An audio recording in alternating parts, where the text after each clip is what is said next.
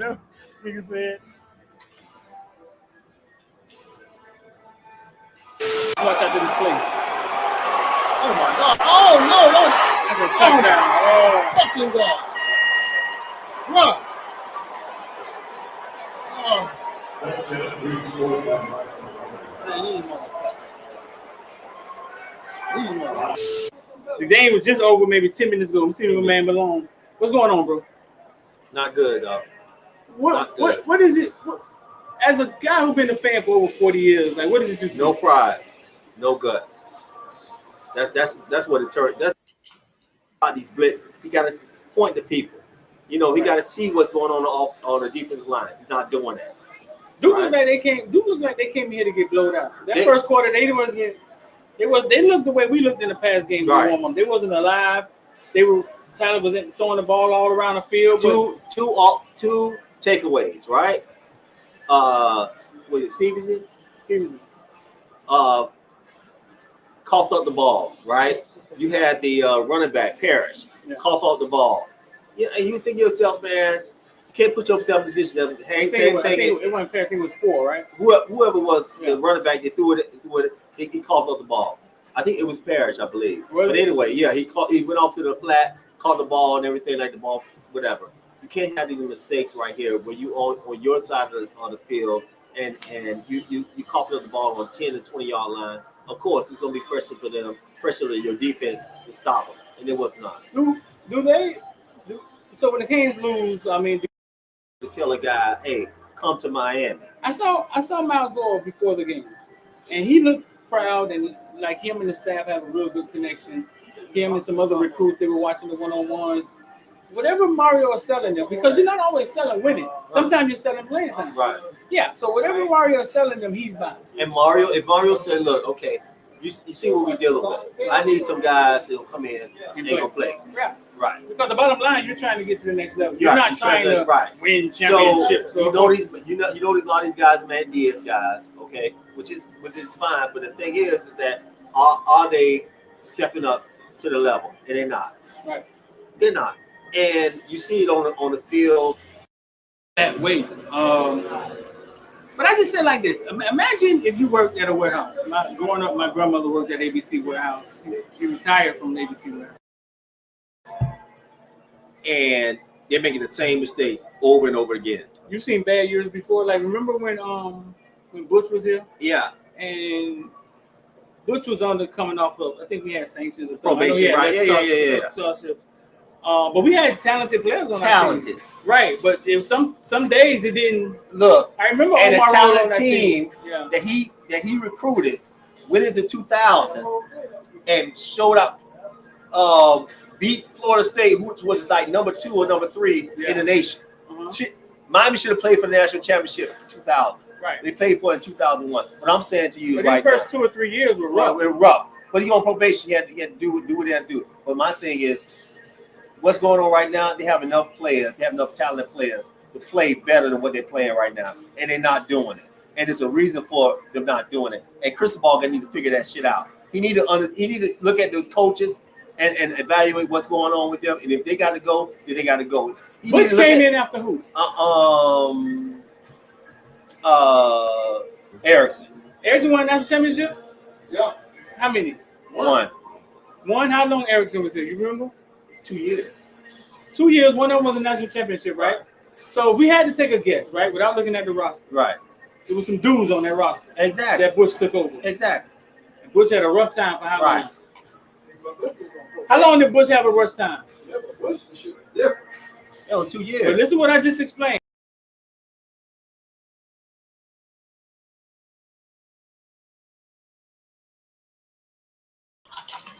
What's good, man? What's good? We're going to jump right into these interviews, man. I'm deep. We're about to talk about everything with Bitcoin and ball.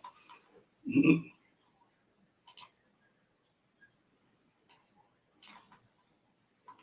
going to jump right here. We got Leonard Taylor talking. We're going to jump right here into these interviews.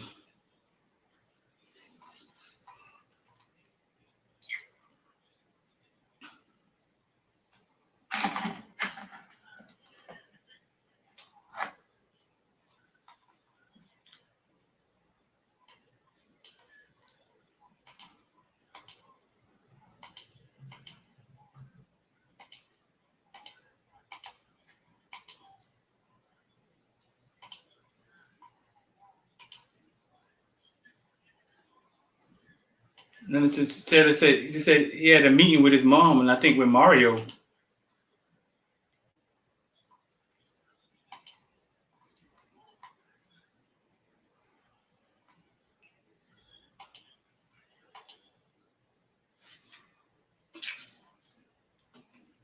At the meeting, what I'm just wondering, have you lost weight? How much weight have you lost? What do you weigh now compared to last year? And I wanted to ask you something about your conditioning.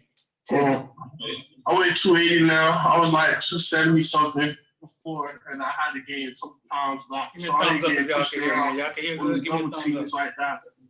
Okay, that was 270. You're saying last season. Yeah. Okay, and then what I wanted to ask you is, because Coach Cristobal was talking about your nutrition and your eating habits. What did you cut out of your diet, and what are you eating now instead, and how has it made a difference while you're playing? I cut out like basically all the junk food, really, like all the stuff that like the candy and chips and all that. I'm back on like the protein shakes, drinking all the milks, eating a lot of like rice and chicken and stuff like that, just to gain weight. So when you're last thing, so like for example, last week in those overtime periods, right, in the goal line stands, do you feel a difference in your energy since you've changed your eating? What kind of difference did you feel, let's say, at the end when it was intense? Yeah, well, like watching the coach, like basically after halftime, we have our little snacks, and our strength coach screams all the time, "What you put in your body is how you gonna play, finish the last of the games." So I just eat like a lot of like gummy snacks, or I eat some Rice Krispies and fill up on Gatorade, and then I'll just treat me well, and then go out there and play. We're to Matt Shodell of Kingsport. Matt. Hey, Leonard. So I guess this is a two-part question, is what I guess you refer to it as. First part would be, is there an area of your game you're still working to improve? And secondly, if you could talk about Florida State a little bit and what this game means to you. In my game, yeah, I feel I can improve a lot more, like coming off the ball a little bit better, like using my hands more. And with this game going into Florida State, I mean, they're a good team. Their quarterback is good. We played against them last year. It didn't go so well, but they still, I mean, this year we're just going to play ball and go for it. And hopefully we get the dub. Anything else for LT? Go back to Adam Lichtenstein to wrap it up. Hey again. So yeah, looking back at the Virginia game on Saturday, obviously you had some plays where you kind of just abused the offensive line. What did you see on from them, and what allowed you to be so successful on Saturday? I mean, my D-line coach Joe, he said a lot to just strike the man in front of you, and then I just basically was thinking that the whole game, if I strike him and I run my feet, I can get back there quicker than him. Like I can move quicker than how he was moving. All right, LT, thank you very much for your time today. All right. Christy, do you want to go up to the media? Recording stopped. He's ready to rock. Perfect. I was I'll going send guys up there. Sounds good. to ask him about the Oreos and cheese. I didn't get my hand up fast enough, dog. I didn't get it up fast enough. That was a good one, Insane. And I was going to ask him about Florida State and the challenges that they present. I didn't get it up fast enough.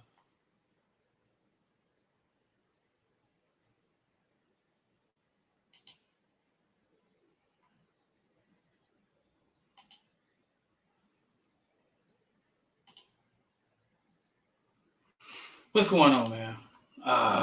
What's good, man? What's good with y'all, bro?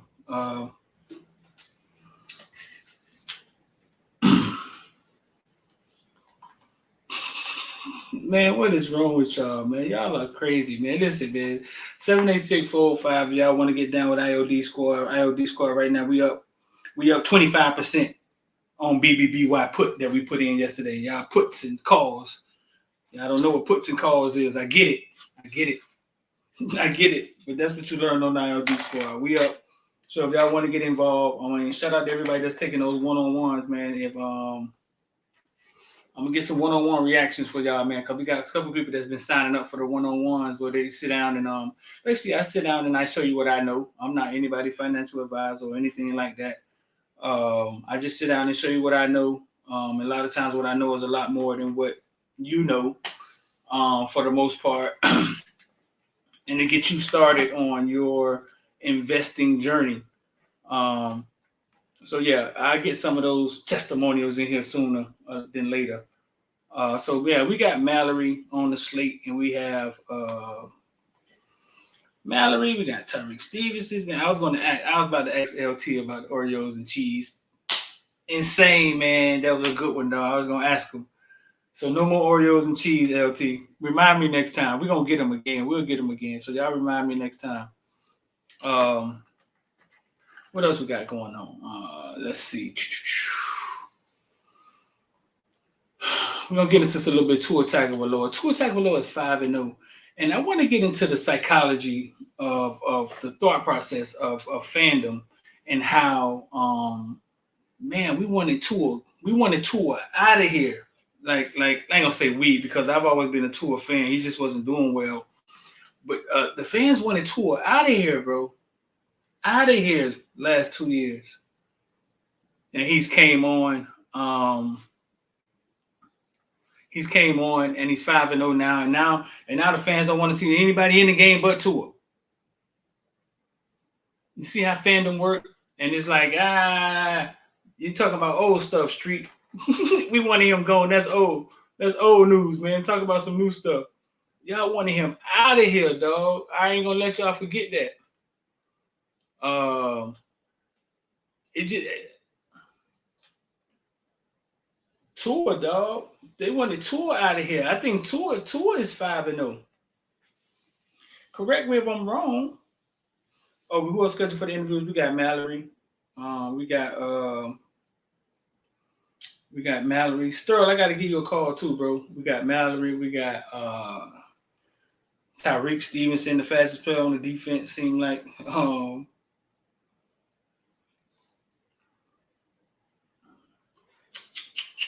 Who else we got? Me and X was just talking about this.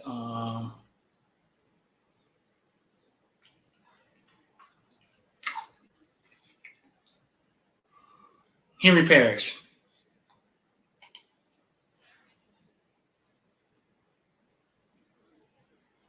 Team G1 said, yeah, everybody wanted Jake in too.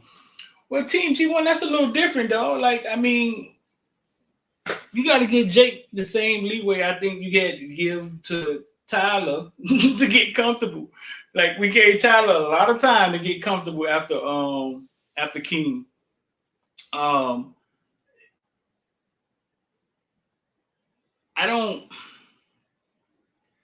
I look at it like it's almost like it's just how the mind works. We just forget. We forget. We go with what works with our narrative, and we forget.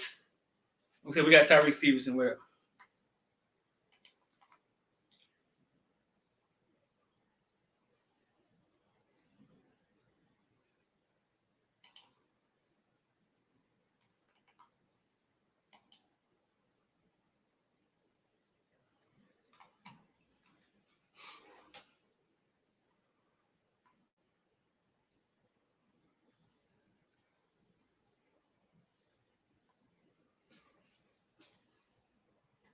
You know, due to the situations I had when I grew up, I never was able to catch a game in person, but I always tuned in on TV. My family is big Miami fans, and once this game come on, everybody comes over as a holiday, and celebrate it and just watch the game. But it means a lot to me to be a part of this tradition that's been going on for so long, and just to have the opportunity to go in and be able to show the world what I got in a game like this. Also, Jordan Travis, can you talk about him a little bit? He can run too. He ran for 108 yards against North Carolina State. What kind of challenge does he present? He's a great player, great quarterback. He made some strides from last year. Just like you said earlier, he can hurt you with your legs if you aren't closing the pocket and not giving him the opportunity. But he's just a great quarterback. He made a lot of great decisions this year. He's been distributing the ball great, and he also been moving the offense with his legs. So he's just had an all around good year so far. Go to Manny Navarro. Okay. Susan, we'll come back to you. We'll go to Manny Navarro. Will be athletic. Hey, Tyrique. I apologize. This question isn't necessarily about Florida. Writing something about North Carolina. You guys have obviously a lot of good ones. Just curious about Drake and what makes him so unique. Can you repeat that one more time? It was going in and out of my head. He's asking about Drake May from North Carolina, Tyrique. No, he was. I honestly did. Honestly, think he don't play like a freshman, but he's definitely a good quarterback. Make a lot of great decisions, and he just showed why he's a leader for that team. Basically, when we played us, he made a lot of good decisions with the ball in his hand, and him being able to move the pocket and get out the pocket and create a lot of good situations for his guys just shows why he's a leader for his team.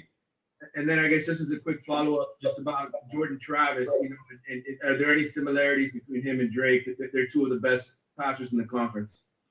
Same thing really for them both. They the offense revolves around them, and they know what they're doing well, and they know the guys, and they know their guys. So they just they use what they use, and they know how to move the ball. They both can extend plays with their legs, and they both know how to get the ball to the guys that they want.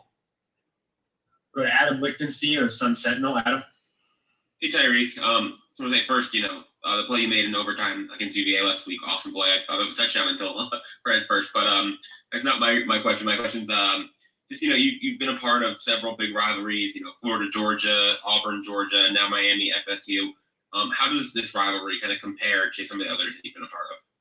I pretty much think they're all the same. Coming into this game, the history of the game, and what this game means to some people, and what this game means to you. So I feel like they're all the same, but you just with this game, just like any other game, you got to prepare. You got to come in, you got to do the extra, especially for a game like this. You want to go out there and be the most well-prepared team and the most well-prepared individual. Go to Daryl Streeter from Footballville. Daryl. So Tyrique, I think you guys are supposed to be wearing your new midnight uniforms. Does it matter what are you wearing when you go into a game? Does it make you feel any different? I didn't know anything about the midnight uniforms. I too much don't pay attention to that. I just show up and just honestly just want to show up. But no, it's to me, and I feel like to this team, honestly, don't matter what we wear. We want to go out there and be the best team. We want to be the most well prepared team. We want to dominate at every aspect of the game, despite the uniform. Because at the end of the day, we out there running around, and just because our uniform is a different color, don't mean that nobody's gonna come out there and give us our prop. We got to go out there, take everything, and earn everything. You've had some big. You've had some time for a few more for Tyrique. Daryl, we got to keep moving. Okay. We'll go to Luke Cheney from All Hurricanes. Luke. Hey Tyrique, so Florida State's Johnny Wilson comes in at 6'7". I'm just curious, when going up against some of these taller receivers, does your technique as a cornerback change against players of that height? Honestly, not because if you got to change anything, if you don't trust yourself totally. So I feel like just the technique that I've been working with and me coming in extra and doing extra things to help my technique and actually asking my coaches to give me props on my technique should just have me at the I wouldn't say best advantage, but have me more prepared than anything. So just coming into this game, I'm honestly not changing no technique. It's just how you ask from what I have. Don't put my hand up again. Just keep putting money into the bank on my technique and just trusting in myself. Go to Frank Tucker from Kings County. Hey Tyrique, it's been a really good couple of games for you. What's changed over the last couple of games that's kind of elevated your? I don't even know if they're wearing them uniforms for real. Just like I was saying earlier, just me coming in and putting in extra work. I always put in extra work, but just these last few weeks, I had a mental talk with myself, and I just know that I got to be the best player at all times, no mistakes on my end. So that means me coming in and doing extra film work, me coming in and doing extra work, and me actually being in the building when I actually don't feel like being here will actually help me be a better player and help me be the leader that this team needs. Got time for two more for Tyrique. We'll go to Susan for her follow, and then we'll go back to Daryl for his. Thanks, Alex. Tyrique, we got Leonard Taylor today.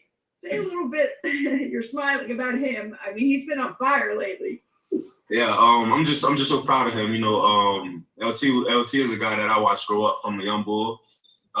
Playing with him at South Day, we actually played on the same basketball team. And then he transferred with me to South Ridge, and he played with me there. Just having him grow up and just seeing him becoming the man that I know he is just a great feeling, and I'm very proud of him as a whole. And I just want to see him get better. And I'm on him every day about being the best that he can be, and just showing up. And I just want him to keep his foot on the pedal. Thank you. Last question from Daryl Streeter. Yeah, Tyrique, you've had some big rundowns this year, some great plays. What's the thought process that goes through your mind when you see a guy gets in open field and you're like, hey, I'm going to go get him? Not much. Whatever it takes. Just at this point, the team needs me. Every time a play happens across the field, I always take a game saving angle to the ball, just in case stuff like that happens, and all that comes down to it just not just always being on point and not giving up on the play, no matter if you think that if you think your teammates tackling them or not. So just in my head, it's just like let me go ahead and make the play and give us another chance to go out here and prove ourselves, despite this one play happening. All right. Thank you very much for your time today. No problem. Thank you. Have a great day. Yeah, boys. And listen, I don't even know if they wear those uniforms. I don't even know where I got that from. To be honest with you. I don't even know where I got that from. Listen, man, but everything isn't okay. I'm gonna explain some of it to y'all. Maybe y'all see it different to me, but everything isn't. I don't think they have anything against me. I don't think there's anything like that, bro. I think it's sometimes there's no hands raised, right? And you can ask whatever you want to ask. And then you may ask a question, and then now it's 5 hands raised all of a sudden. So it's not always, oh man, they hate street. I don't think that's what it is. I mean, I might be naive. I don't know, but I don't think that's what it is. You saw he came back to me. Where did I get that you in the uniform from? I don't even know where I got that from. Did I let the cat out of the bag? If they take that off the original one, if they take that off the one that they post, right? Y'all crazy, man. Everything ain't a conspiracy, Jay. And if they take that off the original, then they might be wearing uniforms. I don't even know where I got that from, dog. I don't even know where that came from.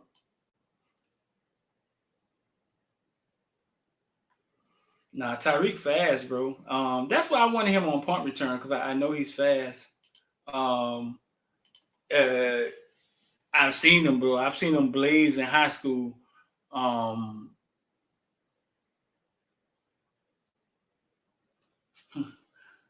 RIP Takeoff.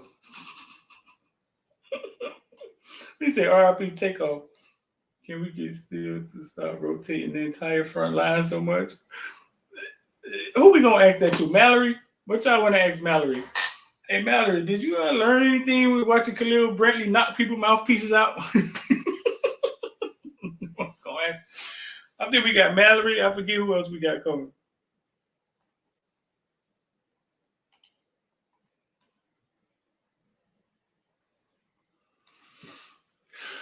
Is he a free safety though, Hurricane? Like the reason he came here is because he wanted to play corner. You know what I'm saying? I think they had him at like strong safety linebacker at Georgia. Man, y'all dudes are funny, man. And if I look a little confused over here, because I do a lot. I do a lot to get y'all to hear what they're saying. So if I look confused, it's not anything they're doing. I'm just trying to get the concept, everything in the background, so y'all can hear what they're saying and all of that stuff.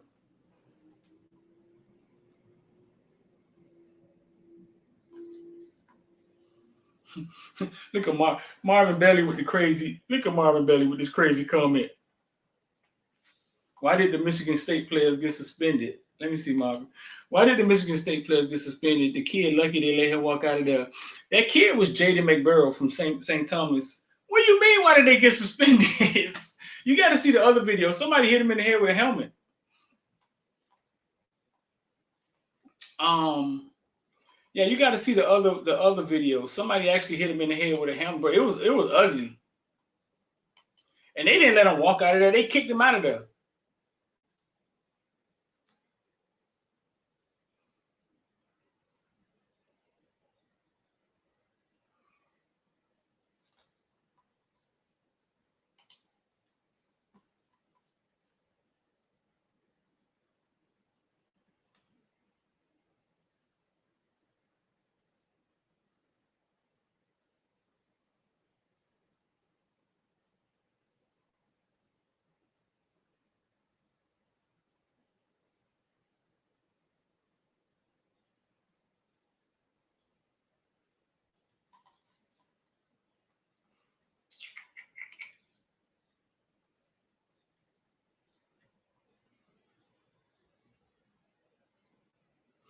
So listen, man, we almost got this down packed, man. Friday it might be going down, bro. Friday, we may be in Fort Lauderdale. We'll put up a link tonight. Let y'all know the price of the tickets. We may be having like a Florida State, a live show where y'all can come watch the live show.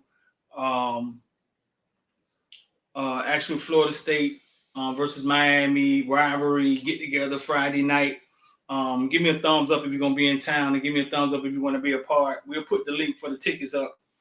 We'll put it in the group me and we'll put it out there. Look like we secured a place. We're gonna go check it out tonight. Look like it's going down, man. Shout out to my boy Anthony Lumpkins where we did it at last time. It won't be at the same place we did it at last time.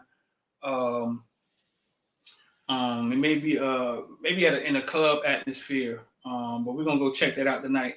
But if you're gonna be in town, you put a thumbs up. If you want to come be a part, you come meet us, you come meet X, you come meet. I'm sure Kyle will be there. Rich probably will come down. I'm sure Mitty ain't coming back from South Dakota 2 weekends in a row. We're gonna try to get some people in. Maybe we get Coach Hayes in. We'll try to see if we get Eve down here. They get a little crazy. We get Eve down here because we didn't get Eve at the last one. We'll try to see if we can get Eve in town and go from there. I know Sean Round don't like Eve. Our booster Sean Round, he don't like Eve. There it is. Count me in, Street. Trav. I know Trav, you're gonna be in the house. This is gonna be at a club. This will be at a club atmosphere. Nice club atmosphere that we found. Stir, you going to the game? This will be Friday night, like Friday night, 8 to 11, something like that. I know the hype for the game I know the hype for the game ain't what it usually is. But listen, man, it'll be nighttime. They might have on the uniforms. I just jumped the gun, said something about uniforms. I don't know. Hey, if they take my question out of the one that they posted, y'all know that. Okay. Okay, then what I asked was might have been legit. R.I.P. to Takeoff, man. Young rapper, Takeoff. Killed, age 28, dog. Killed. So there's rolling dice or something, man. I don't know the true story of it, man. Young kid out of the Migos, Takeoff, was killed, shot. You hear so many different stories. So I don't want to tell one that ain't. Hurricane said if Eve gonna be there, he got to slide. The boy wouldn't be Eve. Yeah, man, young kid from the Migos killed and shot. 28 years old, bro. 28 years old, bro. All his life in front of him. Rich kid. I know some of it. I know some of it make you guys wonder, like, man, why is he rolling dice? Like, what is he still rolling dice for in the hood, dealing with people with guns? But just because you get money, bro, don't mean that you get wisdom. Like, just because you get money, don't believe that it helps you emotionally. It helps you understand where you should and shouldn't be. It helps you understand what danger is. It doesn't. Money is money, and bro, listen. I mean, it don't fix your life. It doesn't. It makes things easier. It could make things harder. With a lot of money comes responsibility.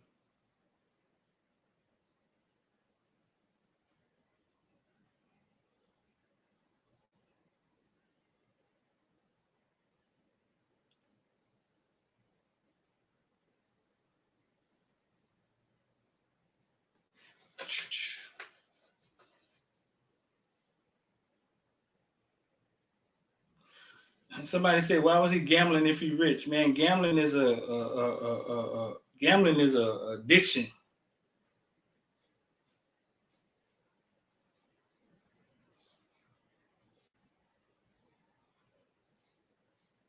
Not a get rich thing.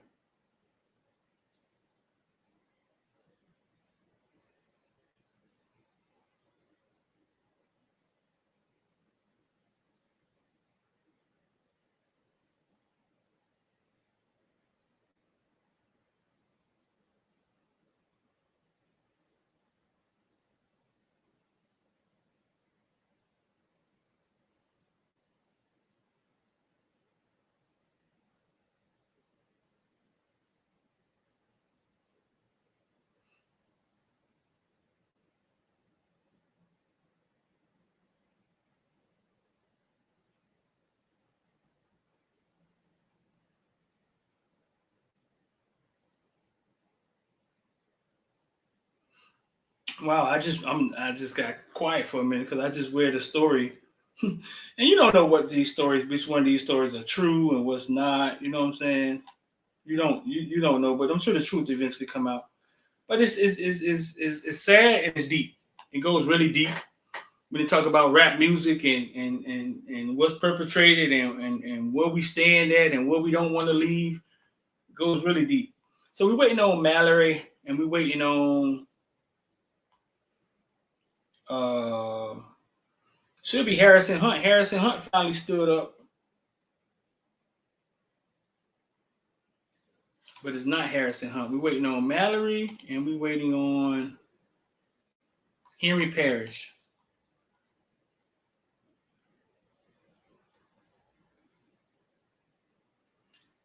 What? Right. Yoda, I was just reading that, Yoda. You just saying he wasn't gambling. Quavo was the footage is all over Twitter. Yeah. Yeah, I didn't get into all of that. Listen, man, Yoda, because Yoda, to me, bro, it's the same story, bro, over and over again. You feel me? And I didn't even go, man, I'm a father, I got kids of my own, you know what I'm saying? I didn't even go look into it. Go find out no videos. You know what I'm saying? And none of that. You feel me? All I know is that however the story go, it's money, it's greed, it's guns. You can tell a story however you want to tell it. Money, greed, guns, ignorance. You could tell a story however you want to tell it. It's always the same thing, and we got to be smarter. You feel what I'm saying? So yeah, I was just reading. It's funny. I was just reading what you said. I was just reading it exactly what you said. They were saying that Quavo was gambling, and then Quavo watched his brother die. You feel me? So I was just reading that. So shout out to that. Listen, man, y'all in the comment section. Y'all help the show. Y'all don't hurt the show. I hope y'all know that, right? Y'all do know that, right? I'm not here to be right all the time. I know things y'all don't know, right? When it comes to these kids, when it comes to the Canes, when it comes to this underground football, when it comes to, I know things y'all don't know, but y'all also, it's so many of y'all are here to help the show because each one of you guys can know something and it equates to maybe more than what I know or some of what I know, or you know what I'm saying? So listen to me. Don't ever think that y'all in the comment section, don't ever hold your tongue because like I said, y'all are here to help the show. I'm not here to prove y'all wrong or to make y'all look dumb or nothing like that. You just gave me some truth. I was reading the same truth as you was giving it to me. And it helps the show, you ask me. It helps us get these stories right. Do you know behind the scenes stuff like me? Maybe y'all don't. Maybe y'all don't know that Shamar Stewart may or may not be jumping in the transfer portal. Maybe y'all don't know that. Maybe y'all don't know that we may have a real shot at Brandon Ennis. That stuff y'all may not know. That stuff that the football villains get first. That stuff, you know what I'm saying? But y'all are here because, you know what I'm saying? I think y'all are valued. I don't know how other people look at the comment section.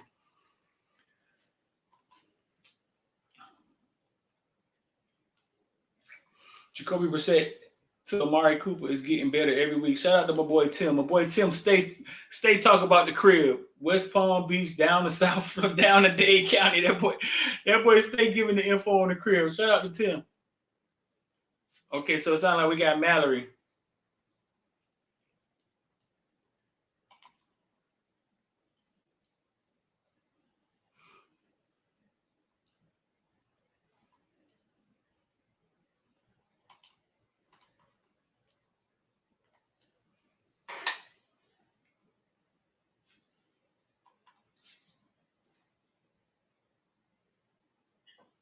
Yeah, he brings a number of skill sets.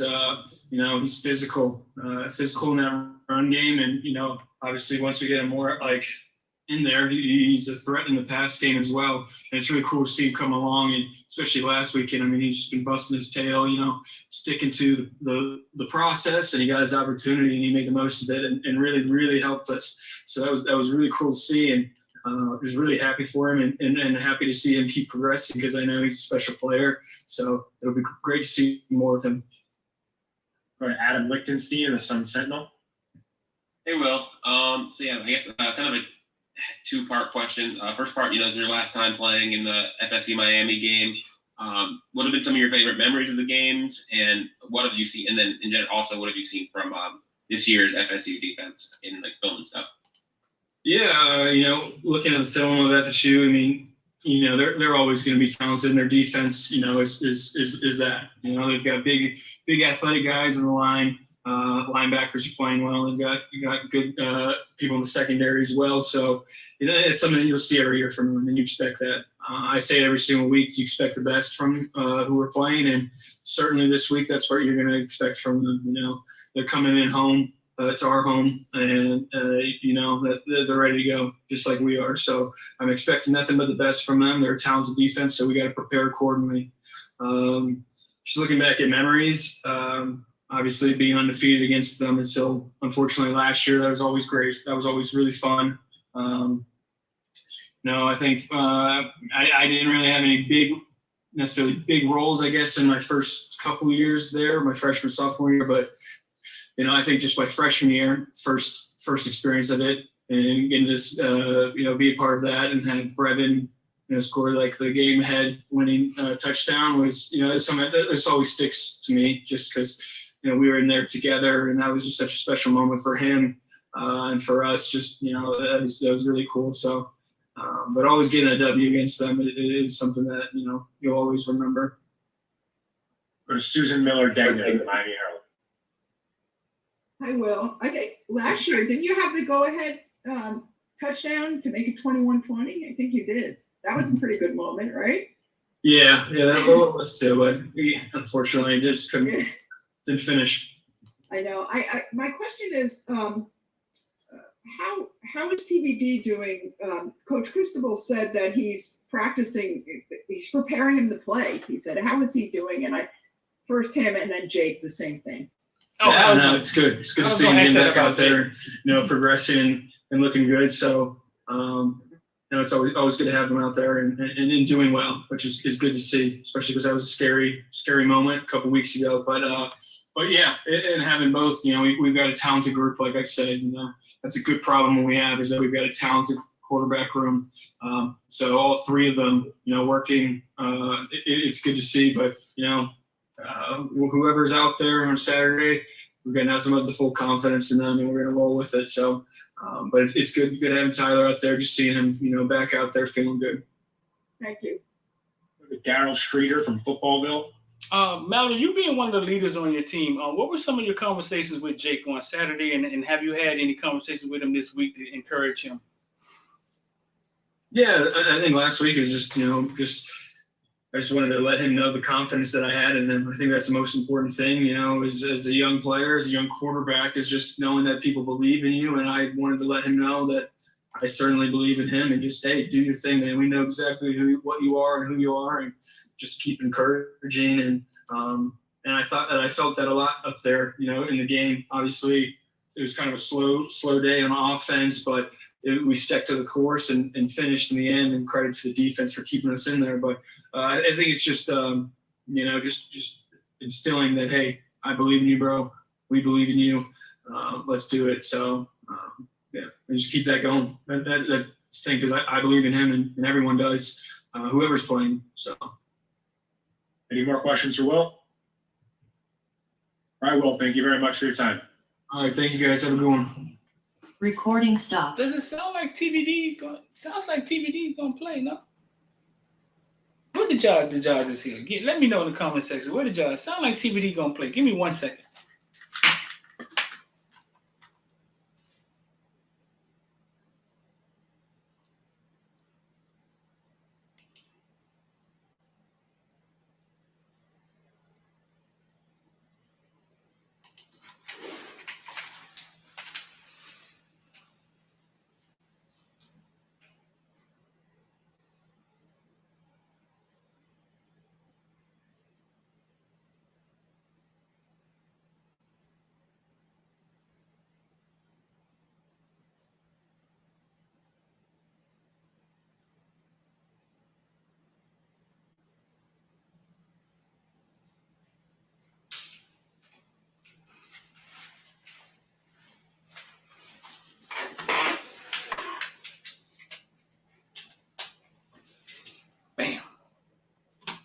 had to get myself together.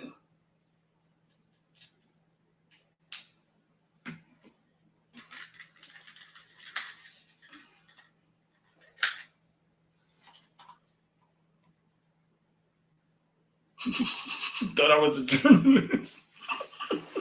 Not a journalist, dog. I was a Marine. I was a Mason. I was a hood little kid from Opalaka.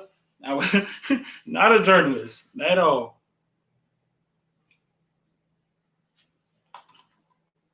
Marvin Bailey say, please be healthy at TVD.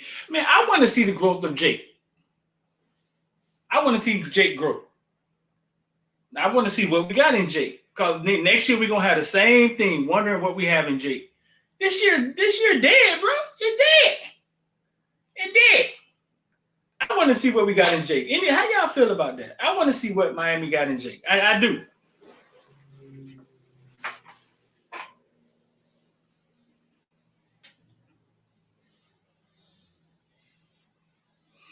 Desmond said, if TV don't start, we're getting blown out. Listen, man, this Florida State team ain't good enough to blow nobody.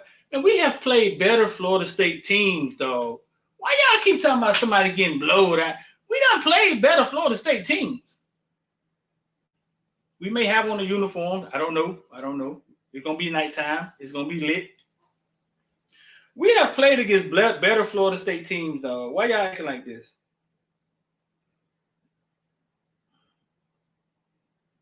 They're going to blow us out. We don't stand a chance. Versus Travis Ford or Leonard Travis, whatever his goddamn name. What is his name?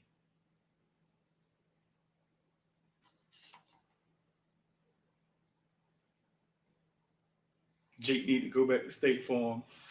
Man, y'all, listen, man, I was saying the same thing about TVD in the first 3 games. Y'all boys, wow, man.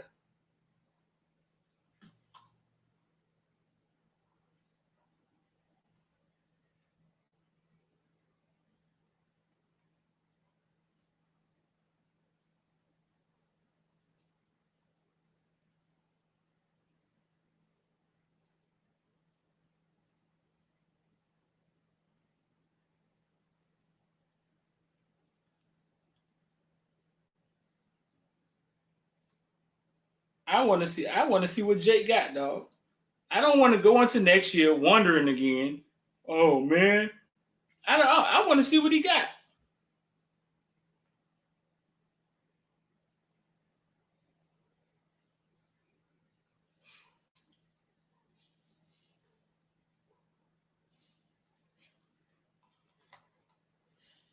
Sean said, I'd rather see Jakari start. All right, Sean, man. Going back to sleep, dog. It's okay.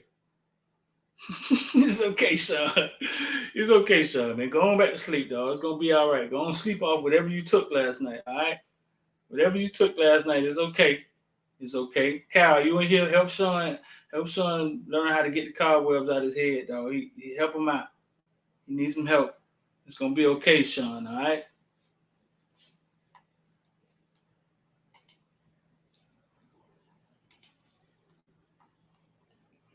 Where Kyle at? I know Kyle in here somewhere. Kyle, where you at, dog? Sean needs some help. Sean needs some help, Kyle. Help him.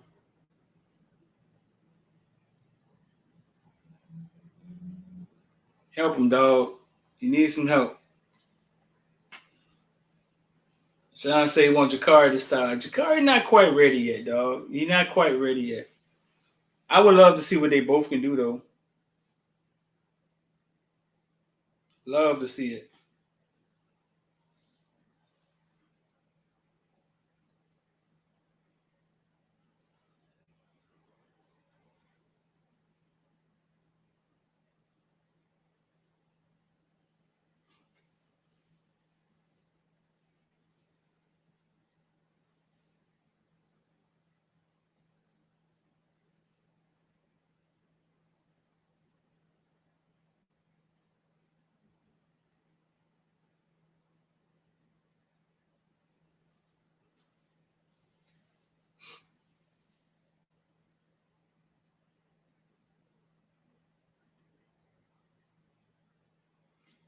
Y'all talking about me. Street said the season over. The season is over, we can't win anything.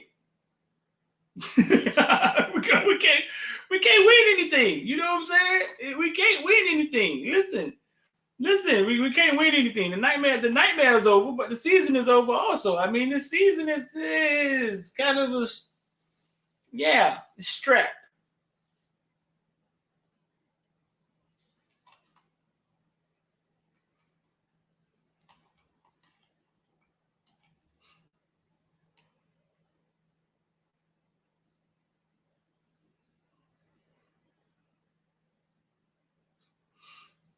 Timmy, I think Restrepo. That's a good one. Restrepo will be back. If TBD playing and Restrepo playing, we got a shot. We got a shot because if TBD got his homeboy if TBD got his Kool-Aid homeboy in the game with him, we got a shot. It's gonna be Restrepo 88, Restrepo 88 deep, Restrepo, and we got a goddamn shot.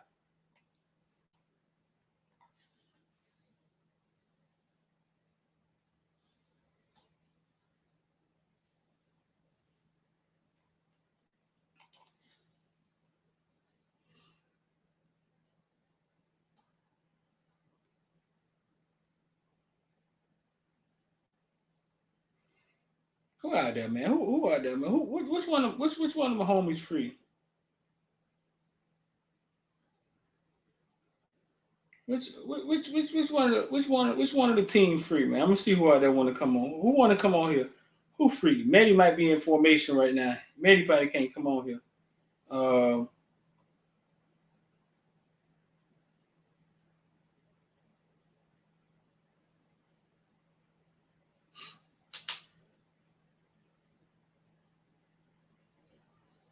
Let me see who free to come on. Let me see. Maddie, Kyle, Rich. I know Rich right now, knee deep in work. Let me get one of the boys on here with me. I see Maddie in the comment section giving unpopular opinions.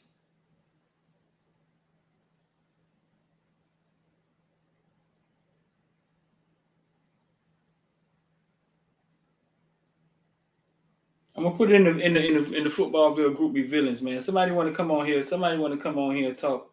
Cause I see a lot of y'all got opinions when we do those Discords. I see a lot of y'all got opinions.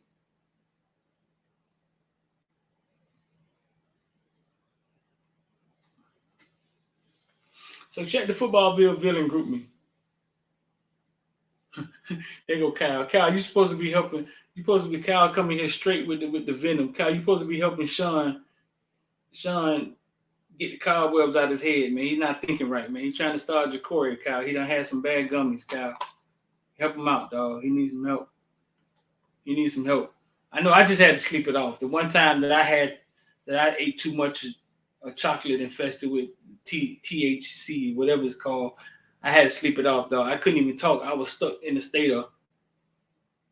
I could hear everybody talking around me, but I couldn't talk. I knew what I wanted to say. My girlfriend kept saying, get him some water. And I was like, all right, she's going to give you water. Call the ambulance. So I ain't calling police. But I couldn't talk. Dog. I was like, so I ain't calling police. Get him some water. Maybe he needs some water. She was like, baby, you all right, baby? And I was like, you still all right? Dial 911. Dial 911. But I couldn't talk. I was just looking. I couldn't talk. So now anytime I call myself eating some Rice Krispie treats with THC, I do it in the comfort of my house.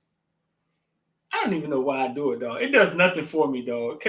It does nothing for me, dog. It doesn't help me at all. Like, it does zero for me, dog. Sean says he just woke up. Yeah, Kyle. Sean had some bad, I don't know, dog, brownies or something. I don't know, man. Some red velvet cupcakes or something. Talking about Star Jacory. I want to see what Jake do, dog. I want to see what we got in Jake. So when Young Bull get here next year, we'll know who to fight between.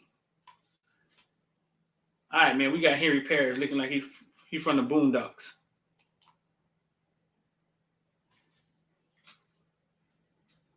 I'm asking Henry if you ever watched the Boondocks. How you doing? Good. How about you? I can't complain. Glad to hear it. Appreciate you taking some time for us today. All right, folks, last but certainly not least today, we have running back Henry Parish Jr. If you have questions for Henry, please use the hand raise function. Again, get your hands up as early as possible. Recording in progress. First question for Henry comes from Adam Lichtenstein of the Sun Sentinel. Adam? Hey, Recording stopped. Recording in progress. Hey, Henry. So I'm looking at some of like the stats from Saturday, and it seems like the offensive line played pretty solid in front of you. Like one of their better games in the last few weeks. What did you see from them against Virginia on Saturday? Those big guys, they was moving. Like the power was going forward, you know, and that's a good thing to see with those big boys, because it get dirty down there in the trenches, you know, and it's not easy pushing guys back, you know, and I feel like those guys did an amazing job, and I just found my way through it, and then Serge through it. Go to Daryl Streeter from Footballville. Daryl? All right, Henry, man, this is your first Florida State versus Miami rivalry game. The city gonna be lit. Your family can come out and watch it, though. Tell us, man, how you excited? How you feel about the game? I'm really excited, you know. It's a hate toward FSU, and then I'm with everything that comes with it. So I just feel like I'm fully prepared for it and just taking it day by day. Go to Matt Shodell. You say you hate Florida State, but they're gonna be all over. Yeah, hey Henry. So I was curious. Obviously, you had a big workload. The 24 carries for under 13 yards.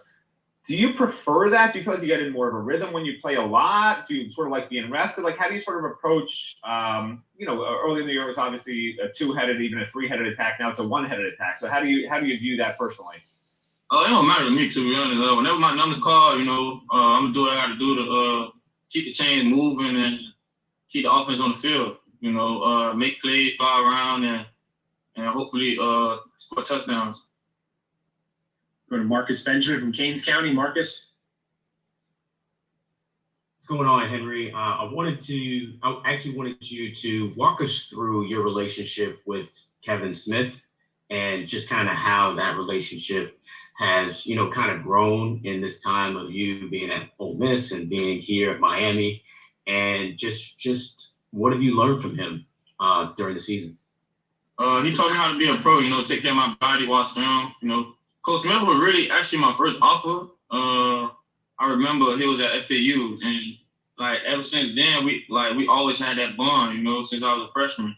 And like I could come to him and we could talk about anything besides football, and that's the true definition of a mentor and a leader in my eyes. And I just feel like our relationship is growing more and more, and I get comfortable talking about certain stuff with him. Go to Luke Cheney from All Hurricanes. Luke? Hey, Henry. So, I'm just curious what Lucius Stanley brings to, the running back room. And I guess, how would you evaluate, See, that last question was interesting because I heard Henry Parrish and Kevin Smith had bumped a little bit ahead. So I think that last question was kind of interesting. I think Benjamin knew what he was doing. Ray Rizzo, I see you in the background, dog. Guys don't get an open field and they don't have a plan. Lucius, he has a plan. He's a hard runner, and I'm excited for him. Manny Navarro from The Athletic. Hey, Henry. You obviously had a pretty big workload against Virginia Tech. Just curious, how your body feels, and then also, does the coaching staff at all, give you maybe an extra day to rest your body and all that, so that you stay fresh for game day? Yeah, they get us right.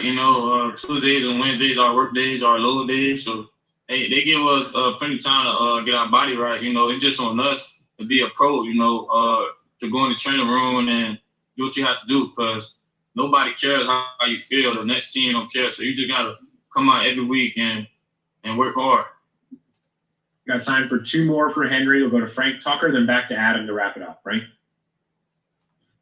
Henry, as a hometown kid who had back-to-back 2,000-yard seasons, looks like you're on pace to run for 1,000 yards this season. That would be the first 1,000-yard season for Miami since 2016. How important is that for you? It don't really matter to me. I know what I bring to the table, and I just work. My work speaks for itself. I'm a hard worker, and I just love to compete. And it'll show at the end of the season. All right, last question for Henry comes from Adam Lichtenstein of the Sun Sentinel. Lichtenstein. Hey again. I was just wondering, did you ever play against Leonard Taylor when you guys were in high school? Yeah. What was that like? Why smiling? It was pretty bad, you know. It was a blowout, you know. I can say we pretty much ran the whole Miami. Christopher Columbus, you know, was a hard, disciplined team. And that was really the main focus, It was a like blowout. discipline in high school. But it was pretty big in high school, you know. And then we just completely tortured them. So. And when you go against him in practice now, I know you guys may not be full tackling or anything, but as a running back, you see him, maybe he gets through the line. What's it like seeing a guy like that kind of bust through and make plays? Just move out the way and don't let him grab you, because LT is a big guy, strong dude. You can't let him put his hands on you, or else it's over with for you. So, you just gotta move around in the box, quick feet, But when he get his hands on you, it's over with. Ray, I'm gonna bring you in. All right, Henry, thank you very much for your time today. All right, Ray, I'm gonna bring you Recording in. stopped. Ray, I'm gonna bring you in, Ray. That was funny, dog. He said they dominated. What did he say they did? They dominated them. That's funny, dog.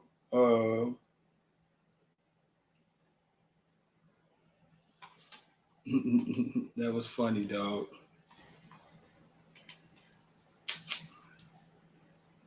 All right, I got Ray in the back, man. Ray from the Football Villains, man. I guess Ray want to come in here.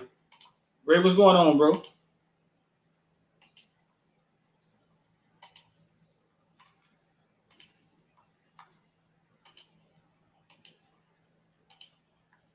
Yeah, I hear Ray because I don't hear Ray. Ray, what's good with you? Let me see. You got to unmute yourself to talk. So we're going to get Ray get his head screwed on right, and we're going to chill right here till Ray say something. Ray Rizzle. That was yesterday's show, man. Michigan State fight. And Brian Harsin fired. Called him arson. So I guess Ray got cold feet and ran. I don't know what happened to Ray. But yeah, they actually hit him in the head with a helmet at one point in time. Let me see if I can find that version of it.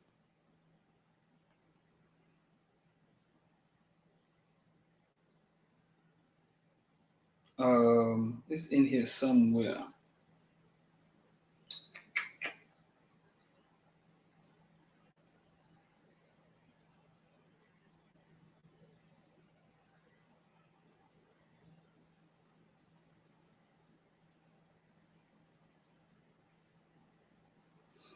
If y'all wondering about the video, when the thing come on, the video that you saw the guy, the fan. I say the fan reaction with the fan talking. I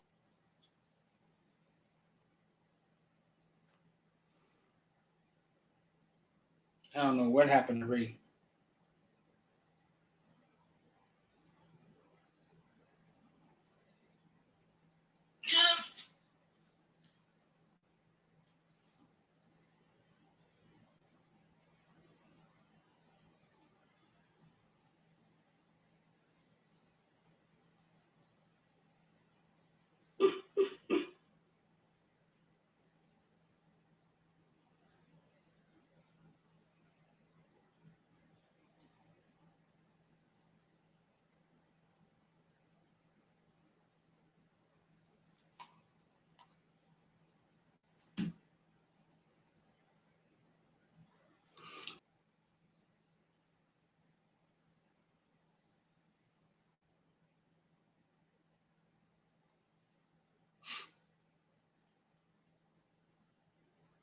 The boys on his ass like flies.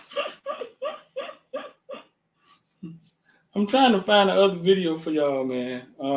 It's another version of it. Let's see. Well, somebody actually hit him in the head with a helmet. This might be it right here. Let's see. Hit the man in the head with a helmet.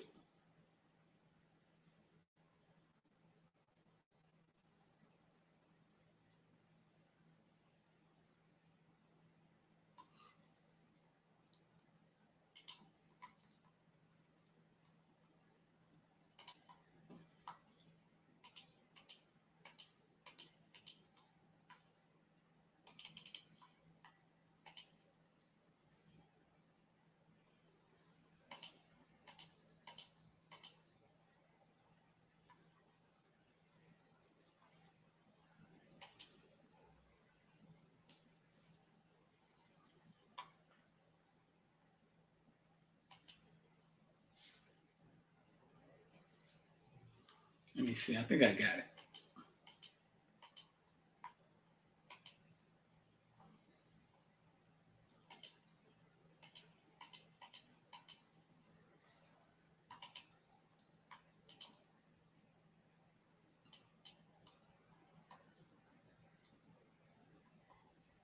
See right here. Oh, see, hit the man in the head with a helmet.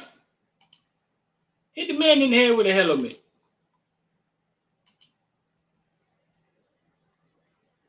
And I think that was Jada McBurrow. I think so. But why are the Michigan people running and not helping them?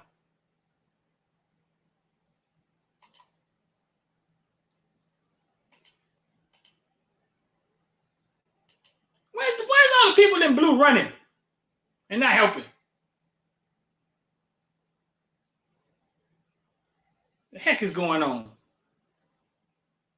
with the big go blue sign? With the big go blue sign at the top.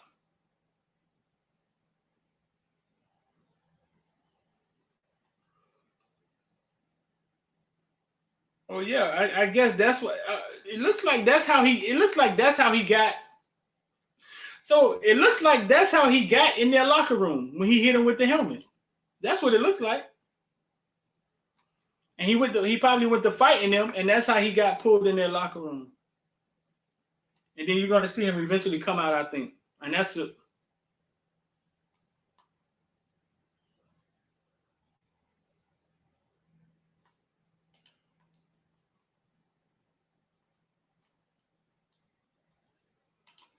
I got DJ Medi in the house. Medi, man. He hit the man with the helmet. Man, you was the main one pointing out the dude in the blue and gold that wasn't doing nothing. Hey, we can't hear you, dog. You was the one pointing out the dude in the blue and gold. I made a whole Instagram video about that, bro. It's that's a fun. You asked the question why them white people run instead of helping them? Yeah. What them white people supposed to be doing with 6'5" athletes with pads on? What they supposed to do? Then the same white people tell you get in push-up position. What? They're the same ones telling you to go to class and get in push-up position, and you know and that's where it stops for them. They don't want no smoke with these upset athletes after a loss against their bitter rivals. Man, at this point, man, I just look at it as Crips and Bloods. It's green versus blue. Get the blue people out of there. Who is this? I think one of their coaches. I think. Let's see. What is the best guy? How about it? Doesn't even say his name. Maybe the athletic director, maybe. But remember, Michigan. I'm not condoning nothing that happened. Who said somebody condoning it? No, I said I'm not condoning it. I just don't like hardball statements, like the tone of the statements he was saying. Oh, somebody should be arrested. Just very unfortunate. I don't know. I don't feel any level of remorse for that from him. Rivalry should be about. One of our players. Like, when you've been as black as long as I have, you kind of hear the tone deafness in some things. Just very unfortunate. And I don't hear it. I don't hear nothing that. I don't hear any real sincerity in my opinion. Because I think Manny, to be real with you, man, you know he probably see his team fight all the time. They put a bunch of blues in the locker room. He's asked to answer questions. He probably ain't watched no video. He probably, you know what I'm saying? He got to walk right out to the podium and answer questions, right? He probably ain't seen nothing. Snap. Breaking news. Steve Nash just got fired. Ain't nobody safe. What? RP Offset. Steve Nash. Darn, Kyrie. Think that's Kyrie's fault? I guess KD wasn't a problem. That's weird. Remember all that talk about recommitment and we gonna make this work, and the GM and Steve Nash was. How long Steve Nash been there? Is his third season? 2 seasons? I guess this ain't even really a season yet. It's 6 games in. Did you hear what Kyrie had to say yesterday? Nah, what'd he say? Oh, you didn't hear Kyrie comments yesterday? He was going in. Well, basically, it's the same stuff with Kanye talking about, like the reporter trying to get him to. I'll show you. The reporter trying to get him to talk about.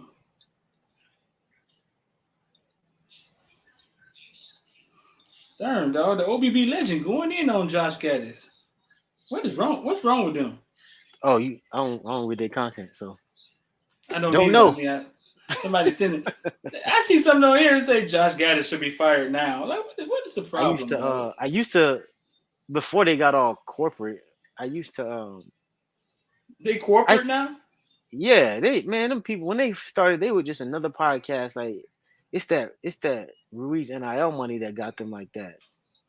Remember when, like in the offseason when Ruiz was slinging all that money at Danny Boy Kane and we don't know what they got, but what is it that they do? Like I know those breakdown videos are cool.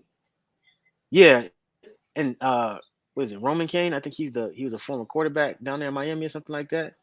Yeah, those breakdown videos are cool. Yeah, I used to watch those. I used to like his insight. But now I don't know, man. It just seems like I'm not sure. Yeah, I've listened to their YouTube, their podcast. Cal said this. Yeah, dog, they're going really hard. They're going really hard at Gaddis. And you see that energy? That's the energy that I be talking about. Like, what is that? Like, he should be fired now. You saying that about Mirabal and that offensive line? And I think they got it off the strength of that dude that ousted Ohio State coach that was at the beginning of the season was going in. Yeah. What's that? I don't care what his name is. That dude. Arson?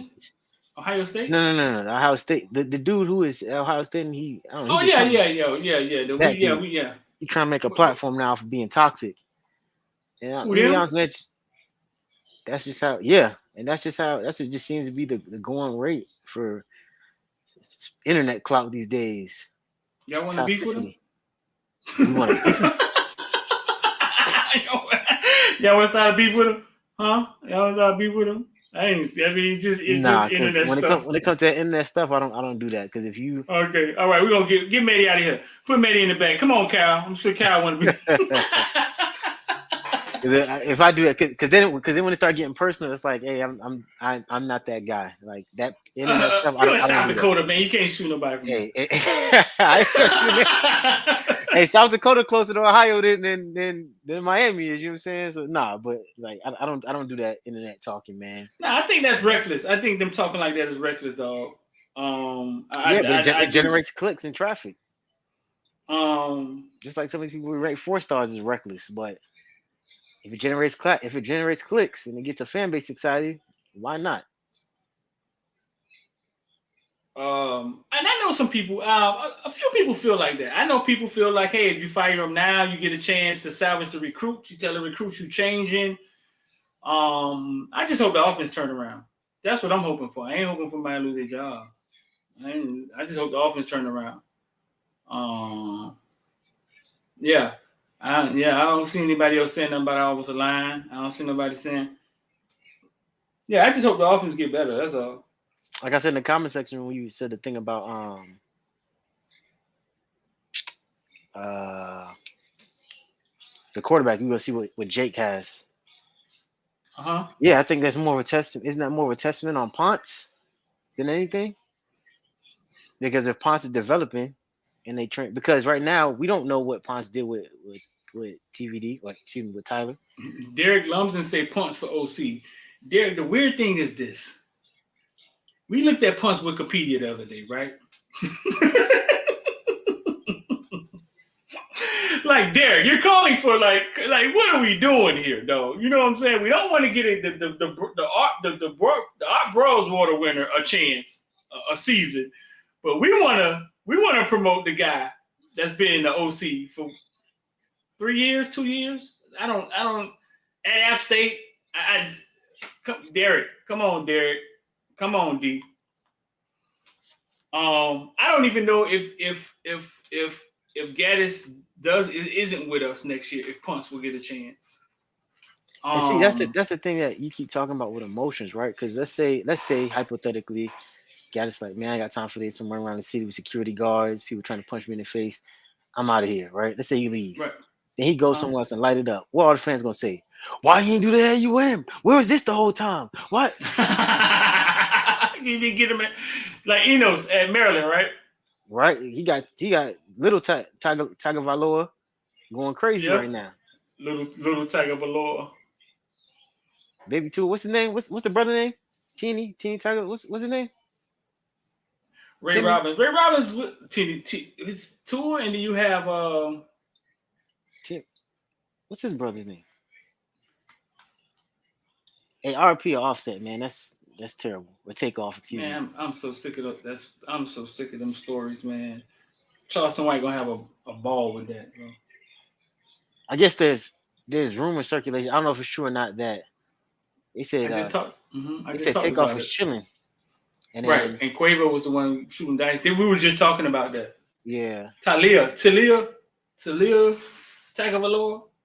Okay.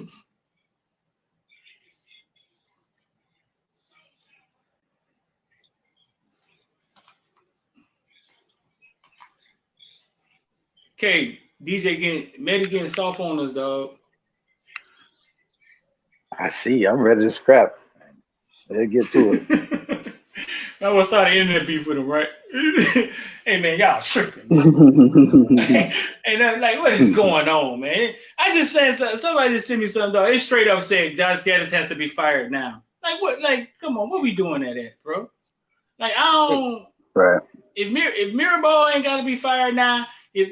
Like the offensive line, what we gonna say? Well, you know the offensive line hurt. Well, you know the offense hurt. Nobody don't care about that.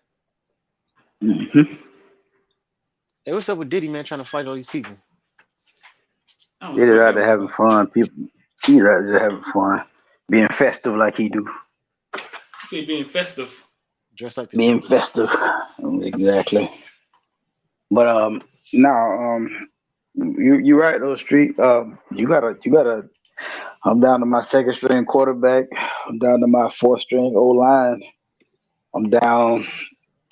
I went past my I guess quote unquote best receiver or receiver option number one.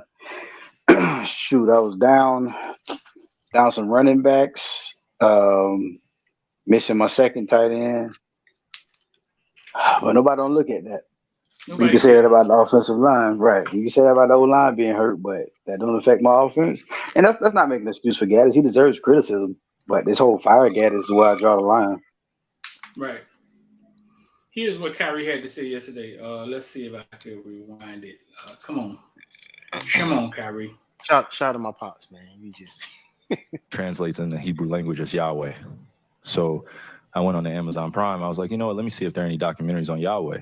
So went in the search bar, typed in Yahweh, that came up. Went out and shared it on my platform. That was my night. In terms of the backlash or what people call it, we're in 2022. History is not supposed to be hidden from anybody. And I'm not a divisive person when it comes to religion. I embrace all walks of life. You see it on all my platforms. I talk to all races, all cultures, all religions. And my response would be, these religious conversations, and it's a big no-no. And it's actually hilarious because out of all the things I posted that day, that was the one post that everyone chose to. These religious conversations, and it's a big no-no. I don't live my way like that. I don't live my life that way. Excuse me. I grew up in a melting pot, and I say a melting pot of all races: white, black, red, yellow, Jewish, Christian, Muslim, and you can see the way I live my life now. I'm not here to be divisive, so they could push their agenda. I don't want to say they, because I'm not identifying any one group or race of people. But I'm in a unique position to have a level of influence on my community. And what I post does not mean that I support everything that's being said or everything that's being done, or I'm campaigning for anything.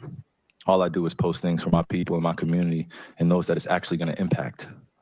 Anybody else that has criticism, it obviously wasn't meant for them. What did he post? He gonna talk about it's actually hilarious because out of all the things I posted that day, doing that, another you're human free to being, post I can post whatever and it's actually hilarious because out of all the things I posted that day, that was the one post that everyone chose to see. It just goes back to the way our world is and works. I'm not here to complain about it. I just exist. And to follow up on the promotion of the movie and the book, Can you please stop calling it a promotion? What am I promoting? Put it out on your platform. But I'm promoting it. Do you see me doing? Do you see me in front of putting it out there, the people title? are going to say that you are. Yeah, I put it out there just like you put things out there, right? Yeah, but it's not. You put things out there for a living, right? Right, but my stuff is Great. not. So let's move on. You wanted to say, but I'm nobody, Kyrie. Don't dehumanize me up here. I'm not. And it's actually hilarious because out of all the things I posted that day, that was the one post that everyone chose to. Doing that. Another human being. I can post whatever I want. So say that and shut down and move on to the next question. But Kyrie, you have to understand that I don't have to understand anything from you. It's not me. Nothing. By no people that you're making up, bro. Move on. But by posting move what on. you Next did, question. Anybody Do you guys have any more questions? And they're going to say, you guys have any more questions? Because this is going to be a clip. This is going to be a clip that he's going to marvel at. Is this any more questions? But you're not answering the question. Oh, this is another answering your question. Oh my God, let's make another Instagram clip so we can be famous again. Next question. Kyrie Bass doing that. Another human being. What did he conversations and it's a big no-no. What did he post? I don't live my way like that. Wait, I'm gonna see I if I don't live my get the life beginning that of way. it. Calm Excuse me, I down, grew up in calm a down. melting pot. Oh, okay, man. And I say a melting pot of all races, white, There's a black, beginning of red, it somewhere yellow, here. Jewish, Christian. I didn't even watch all these the way I live clips. my life now. I'm not here to be divisive, so they I can push their didn't agenda. I don't want to say they, because I'm not identifying any one group or race of people. I didn't see all these clips. The clip that I saw got right to it, and I'm not sure how, but my clip got right to I it. support everything that's being said or everything that's being done, or I'm campaigning for anything. All I do is post things for my people in my community and those that it's actually going to impact. Anybody else that has criticism, it obviously wasn't meant for them.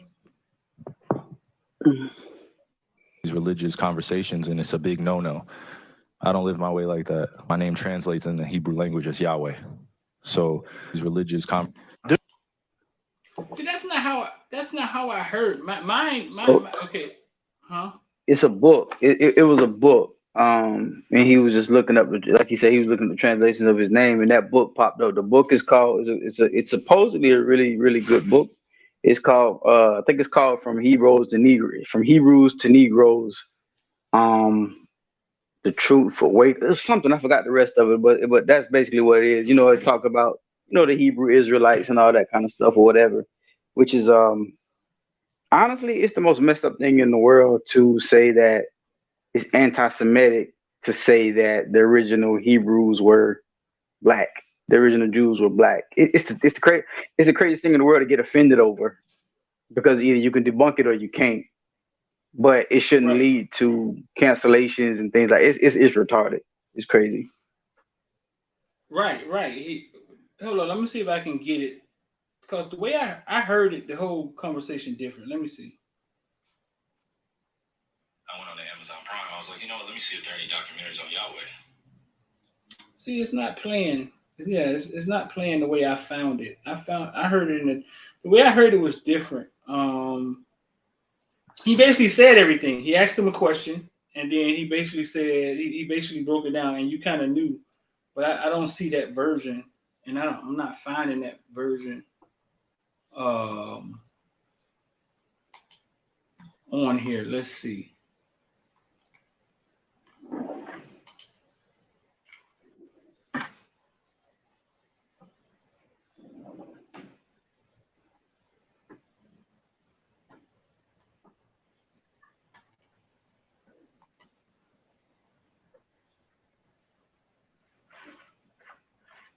If somebody debated me that white people were in Africa before black people, or white people were in America before black people, I would be like, that's some bad misinformation. But in no way could I see myself standing up to be like, you're racist or you're anti-black. Like, what? Like, it's the craziest thing in the world, bro. Right.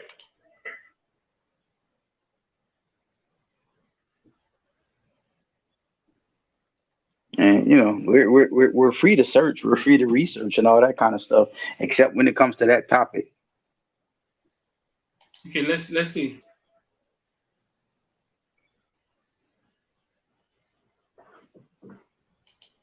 I think we listened to the whole thing.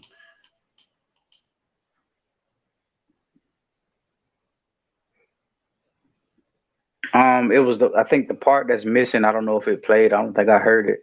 Was he was talking about Alex Jones? That might be the only part that's missing. Right. The Yeah. Alex Jones part. Right.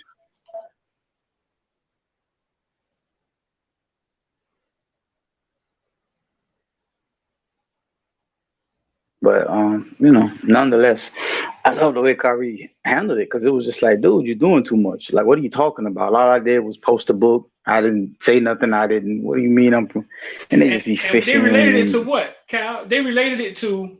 They were saying that being anti-Semitic. He offended the people from which incident? From the school. What's that? What's the school in Texas? Uvalde, however you say it. Yeah, the shooting in Uvalde. The shooting, yeah. Basically, you making them relive that because the guy that you posted, you know what I'm saying, is anti. And I'm like, damn. Well, what is the Jeffrey Dahmer movie? Right. They make us relive shit all the time. They make us relive shit, but we don't control media, and that's why Footballville will be here until they run me off the road. We don't control any media. We don't control any. That's how it always happens. You always get ran off the road. That's how it always happens. Magic Johnson's son, Michael Jordan daddy, they always end up on the side of the road. That we don't control any media. Media is controlled by a certain sector of people, bro. And if I showed it to you, you'll think I was crazy. They put out a list the other day. This is big media. This is big media right here. Oh man, that's supposed to be getting bigger, not smaller. Basically, ABC, CBS, NSS, Fox News, all the big media companies, Facebook, blah blah blah.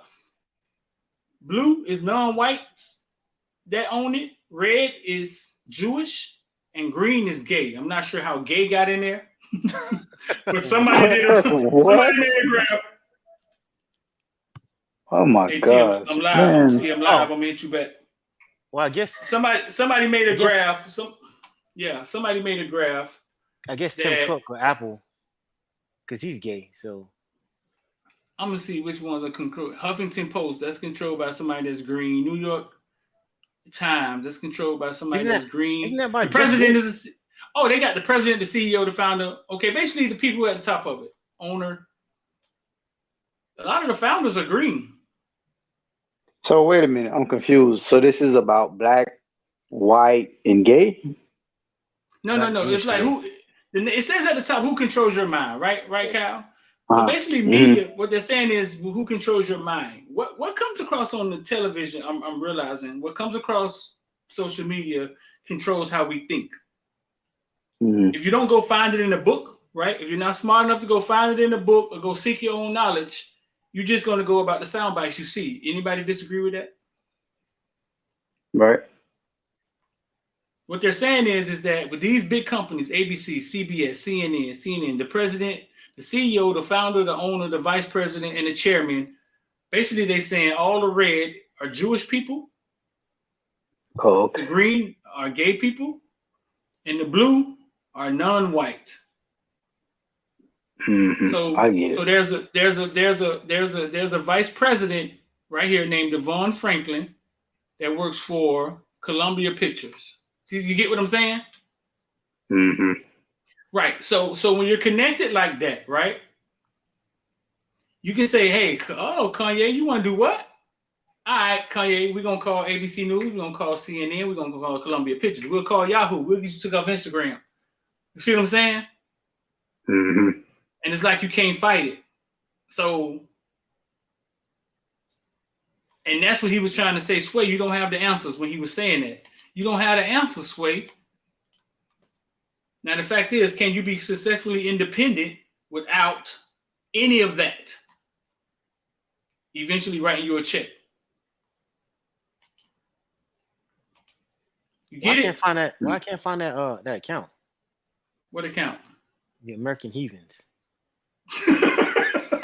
I don't even know the name of that account. That was the name of that account, the American Heathens. Yeah. I want to look that thing up because it's too small on the screen, so I was trying to look it up. They probably got them. That's what, Instagram, right? Yeah.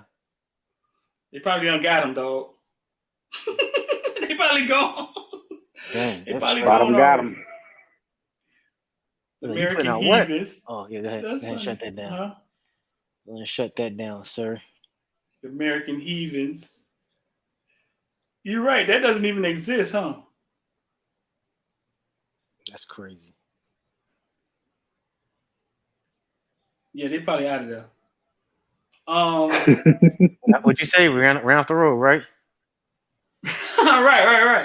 Right. So the shout out to Sean Round with the $50, man. Sean don't like Eve, but he like when we start talking this real mess. It's just real. But that's the problem that Kanye West is trying to deliver. That he's trying to say, hey, listen, man, listen. You can't fight these people, but like my lady always say, listen, man, we can't keep crying. We gotta own something. Yep. And because they've aligned themselves in the government, they lawyers. They lawyers, they you know what I'm saying? They don't align themselves like that. They control a lot of stuff. While we've been buying Louis Vuittons and shooting dice and watching, standing in line for Jordans, they were no different than like the Hispanics just did in Florida. Like blacks were here first, but blacks didn't get into government. They didn't get into, you know what I'm saying? And basically they understood how to put themselves in position to control things.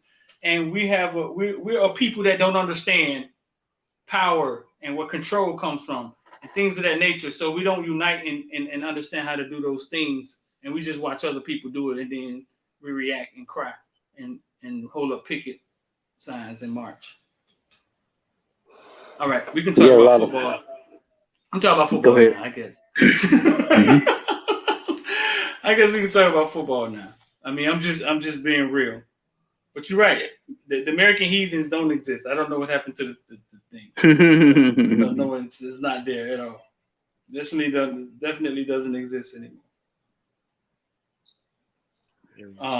Shout out to Sean Rounds, man. Shout out to Sean Round with the $50, man. Sean Round's our biggest booster. Sean Round don't like when Eve come around, but Sean Round love when we talk about this Black Power. That's Sean Ruiz right there. Sean Ruiz. Nah, man, Sean Rounds, man. We ain't doing that.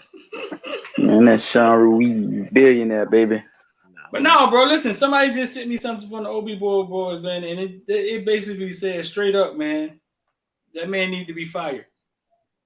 And I'm like, that's kind of strong, dog. Like, I don't know, bro. Like, That's why people went in their heads the other day after the game. A lot of people went in their heads. I know Drummond did. Oh, they did? Oh, yeah. A lot of people going at them, man. They were talking all that jazz after the game or whatever. Like, man, come on, man. They ain't got nothing else to say about none other part.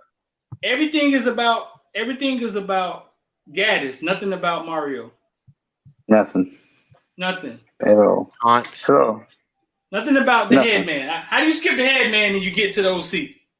I mean, it usually starts with the coordinator, but the part that's just throwing me is like, in the past, we started at position coaches.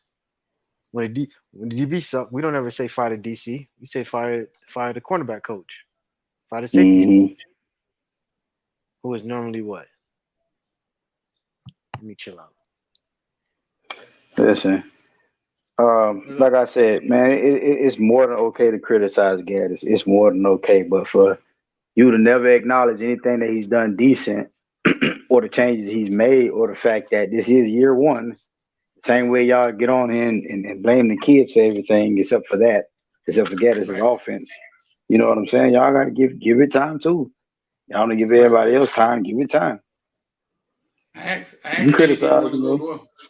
Ask Medi, did he want to go to war? Medi don't want to go to war. You understand what concept? You say go to war. You know, like I said, I don't do internet talking. I don't know who this is. Who is Toast? Toast is an OBB boy? Yeah. Still wrapping my head around Josh Gaddis only being able to cross 50-yard one second half. They find everything. Nobody like him coming in, right? Art Browse Award winner. I would love to find a post where they was like, yes, we got the Art Browse Award winner as our OC. I would love to find them posts. All they did, all most people did was just discredit him. He didn't do that. Harbaugh did that. Mm-hmm. But see, these are the same people that when These are the same type of people that when what's the boy's name? Or Caleb Spencer flips, they go to. He just wants to go down there and be with all the other gangbangers. They happy when they get him, but as soon as he's doing what he like, you know what I'm saying? And it's the same thing for Gaddis. They might have been happy when they got him. Well, some of them was cautioning and they was like, it's hardball, da da da da da. And the minute he ain't performing up to their standards, oh yeah, they want that head cut off. They want it off. All right. You think Gaddis making the NIL TBD baby? I don't think the OBB boys have anything to do with Ruiz. I mean, somehow they align themselves with him. You know what I'm saying? But I don't think they have anything to do with them. Maybe there was some partnership or something, but I don't really think that they have anything to do with TBD and NIL. Now I know Rozier trains TBD. You feel me? And that's why somebody got in his ass the other day too, because he jumped on that. He said something about Gaddis and about the offense paint job, whatever. Whoop, whoop. Now I don't know if he was saying it on the OBB thing or they just used it. You know what I'm saying? And then they put it on there, and then somebody said to him, "Well, motherfucker, you the one training them. You can't see his mechanics. What the hell are you talking about?" He told us. You know Remember, he told us though. He told us what TBD was struggling with. Mm-hmm. Remember? Yeah, he said what he was struggling with. I'm all for it. Listen, man, I'm all for even though TBD and Restrepo probably give us a better chance to win, like TBD with Restrepo in the game, and then he got 88 and he got Mallory, got the game back together again. I want to see what Jake got, bro. I don't want to go into next year wondering what Jake has, and now we got Rashada there and Jakari coming up, and like I just want to see what Jake got. If Jake ain't got it, then at least we know. And we can go forward. That's how I kind of look at it. But I want to know, though. I want to know, and I want to give Jake his time to blossom the same way we gave goddamn TBD time to blossom. Nigga, y'all boy Citizen walk around on 2 legs. He alive, slapping people on the behind.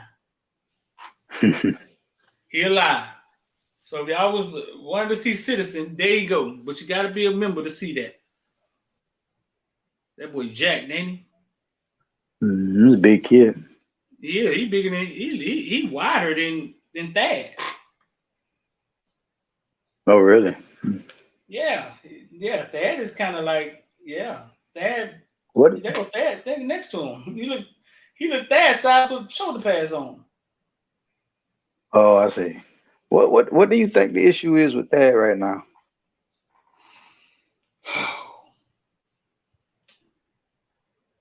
Think. Remember, I said think. And he said you got to tell me what you might know. Y'all want to get into it? Yeah, I just want to know. Thad was the type of Thad in high school had to be pushed by his coach, by Damien. Damien always knew he had the talent, but when it came to his mental and how he feel about himself, it's always glass half empty, right? So Thad is the type of person where he gets a shot to go out there and play. And he like, man, the only reason I'm playing is because Rooster hurt and Parish hurt. Instead of taking that chance to take advantage of it, that's how he sees things. He gets down on himself really, really fast. Right. He gets down on himself really, really fast. So I can only think that if they're not babying him, right? And if they're not in his ear, encourage him, he can go into the dumps. And I kind of heard, he's kind of like went into,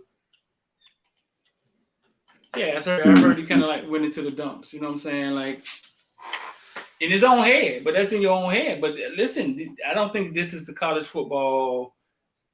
They're not babying people anymore, bro. The transfer portal was there. You can be, what's the word? Exchange. You could be replaced. And all I can ever try to do is put the word out there. I reached out to Rooster. Last week, and I tried to get Rooster to talk to him, and boom. Because I kind of foresaw, I could feel it. I don't know. I could feel it though. I could feel that it was coming to a head, and maybe he was at a place that he's never been in his life with football, and it gets confusing because you're like, man, this shit used to be easy. Medi, you off today, dog? Huh? I've been on leave for like 2 weeks. I'm gonna leave till like the 8th. Why you didn't stay in Miami? I'm in Miami. Oh, you still here? Yeah. I Man, came you down see here his with daddy the other day? You see his Huh? daddy the other day walking the room? He Nah, walked in I there thought that was earlier his- today. I thought that was his Yeah. barracks mates. I thought he No, was in his. that was my pop, man. I thought he was in the squad. I thought you was in the barracks, man. I thought that was some of your privates back there. Man, hey, that's how the Marines live. I got a house. I don't know what you talking about. I don't know no barracks. Oh, you live in the house in South Dakota with your family? North Dakota, man. Yeah, man. North Dakota? Yeah, dog. I thought you was in the barracks, man. I thought there was some of your goddamn E4s walking in the background. No barracks for me. When you leaving, dog? We could have went to lunch, man. The 8th. Well, I leave to. I'm going to Tampa for 2 days, so I'll go up there on the 6th, and then I'll fly back out on the 8th. So what you been down here, bro? I didn't know you was still here. What you been down here doing? Chilling, man. Enjoying not being cold. That's what I've been doing. Right. And you see how they quickly switched up that story now. Now it's we didn't fire. They tried to Mark Rickers. They said we didn't fire him. We mutually decided to part ways. Okay. Who? For that boy Steve Nash. He wasn't fired. We mutually departed ways. He shouldn't have been a head coach nowhere. What happened? Oh, that's me talking in the background. Who?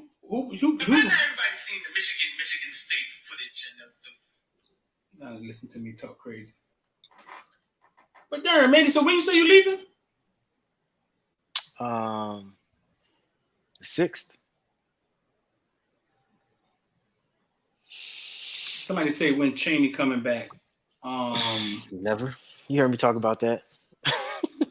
Let Medi give you his take on when Cheney coming back. Did I do that on here, or was that in the That was in the Discord with the football, with the village. Yeah, you're right. All right, so what I was basically saying was, once again, go ahead and hit this with an unpopular opinion. It is what it is. I think at this point, man, Don might have played his last snaps for UM.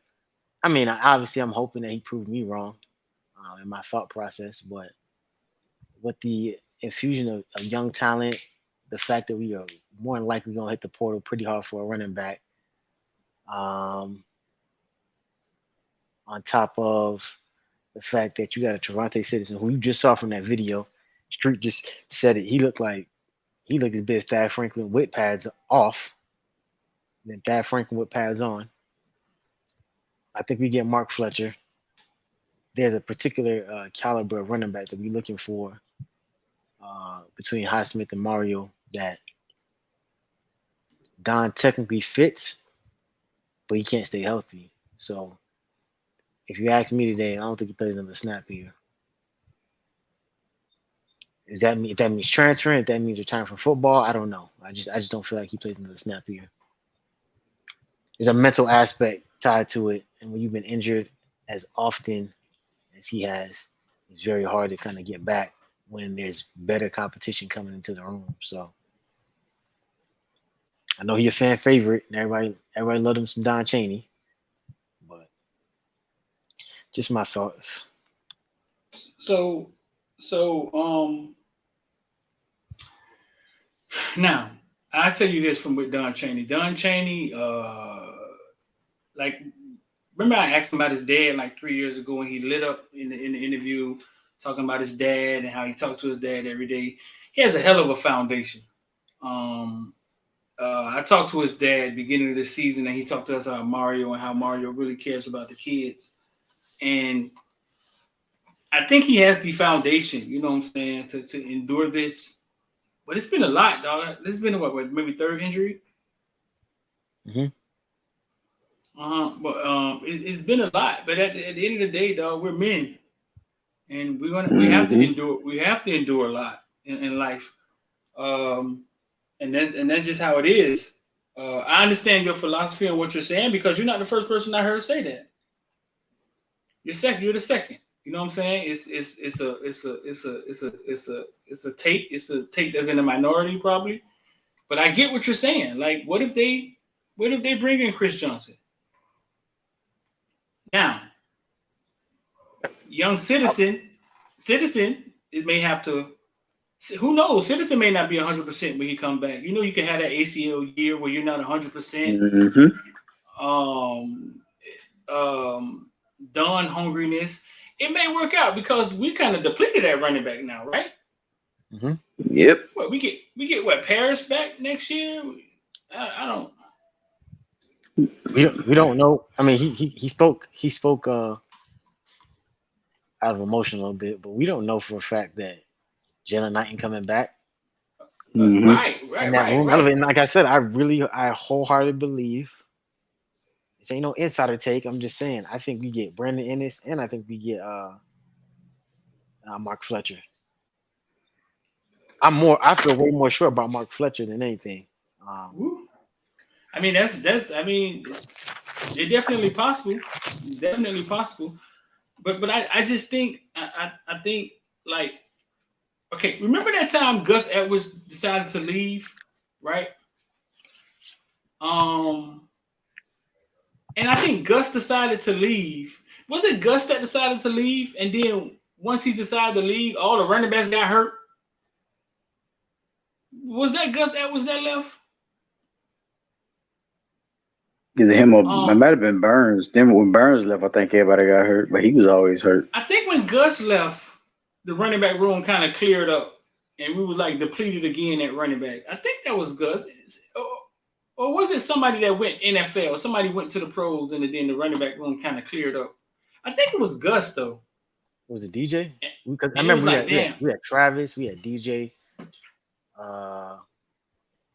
Gus Edwards. I think it was Gus.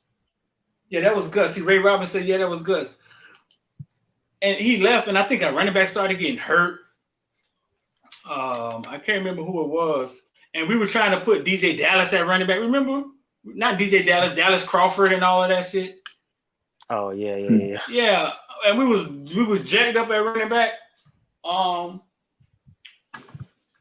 It could be the same situation, bro. It could be a situation where, you know what I'm saying, maybe dudes may hit the transfer portal.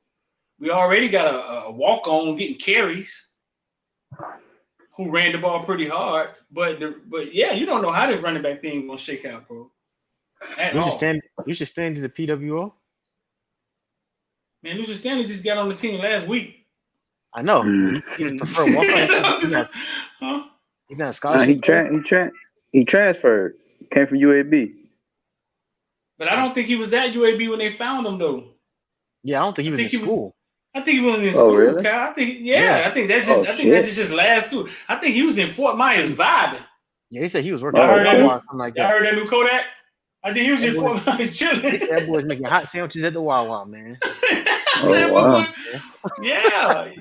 I think that boy was just in Fort Myers chilling, and it had to be somebody had to know he was there. Somebody had to know his pedigree because I heard he's a hard worker. They say he don't do nothing but study. And you know what's crazy to me though? Like when you see kids like that, like him and KJ Osborne, right?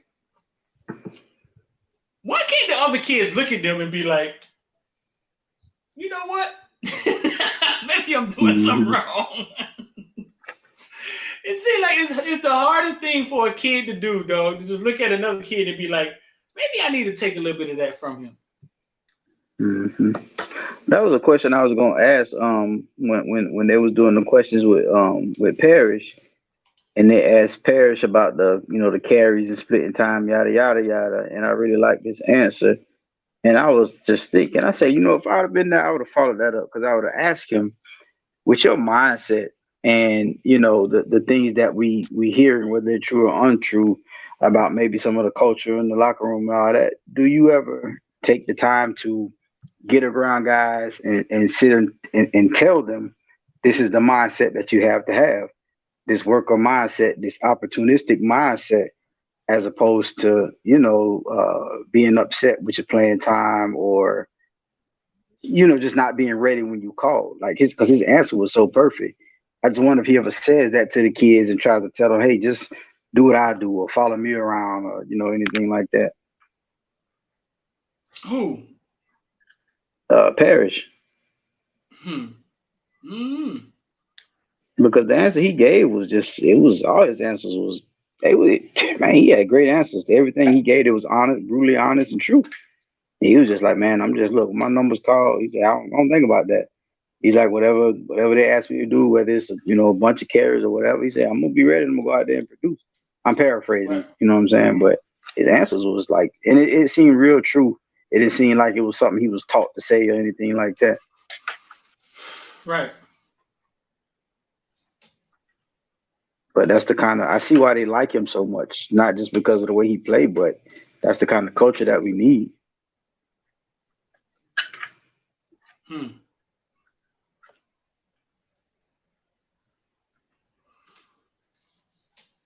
We got 142 in here. I asked him about wearing the uniforms. I don't even know where I got that idea from that they was wearing those midnight uniforms. Where did we get that from? Oh, they not? I don't know. Tyrique Stevenson said he ain't know nothing about it. I think one of the fans just said it. I guess they assume because it's a primetime game and we ain't good enough to probably be on at night time again this season. Ain't no time like the present, right? So we gonna know the truth. If they take my question out on when they post the interviews, if they take my question out, we gonna know had some significance to it. Yeah, I ain't gonna lie. When you asked Henry that question, that boy went straight hood. That's all. He went straight Opalaka on that one. Because that's the energy I wanted from him, and I got it. So you said, man, we hate Florida State. And I appreciate it. That's a soundbite. Right. Last time somebody did it, it worked. So we'll see. This man in here talking in caps, man. He must be made some money today, man. You saw that thing I posted about the Twitter? Yeah, I think it may go with the verification though. I think if they saying if you get verified, then you may have to pay. Because it won't make sense. I put something else. Oh no, about Well, yeah. It's all my shares off, man. It's not on the market anymore, man. I thought I was like, man, just go ahead and let me hold my little shares right here. You know what I'm saying? It's not publicly traded anymore. I don't know if it's traded under the what do they call it, underground on the off market, but it's not publicly traded anymore. So you got to get your money back, or OTC. It could be OTC, but I don't even think. I think he's making it private for what reasons, whatever he wants to do with it. It's all his rich Republican friends probably. Then they gonna man put got it so back much money, man. That man so got much money, man. That man like, man, I don't need your stock market money. Let me get my Twitter off. Hey, let me get my Twitter, man. Put it in my backyard. I need y'all money. Man, got so much money, man. I'm sitting thinking like, man, let me go ahead and hold this. I should have sold it off when I had a chance. It went up though. You made money. It did. Stop being greedy, dog. You went up. You made money, dog. Somebody said put Messidor running back. Oh, what? Gerald said he only made a little bit of money today. He only made 8,000.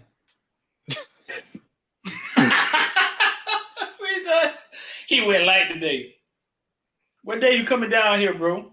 Just a light 8K, no big deal. In a recession. Did nothing. It went light today, man. It made $8,000.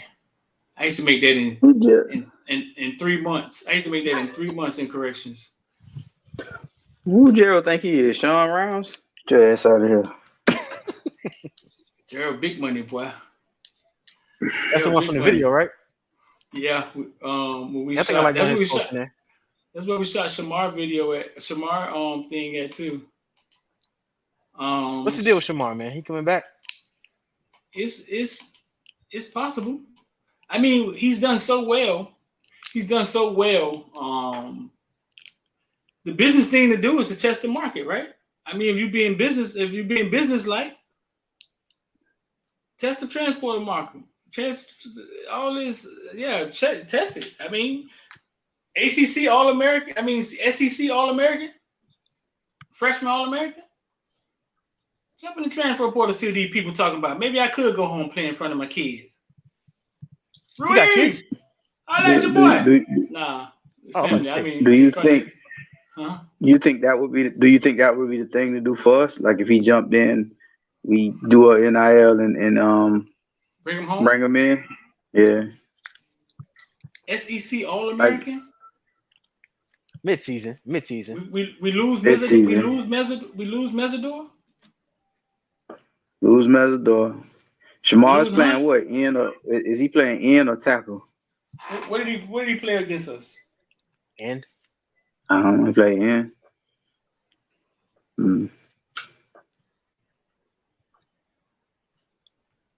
He said Shamar look like he got kids. Shamar like he ate some damn kid. That's a big boy. Shout out to my dog Gerald Brown. We sitting in his suite. Oh my God! Oh no! No! That's a touchdown. Oh, fucking God! What? That's every house in Miami when that boy from Duke scored. It was right in the end zone I was at. I saw that. My homegirl had tickets on the other side of the end zone. I saw that. I got up and said, I'm coming over on that side, man.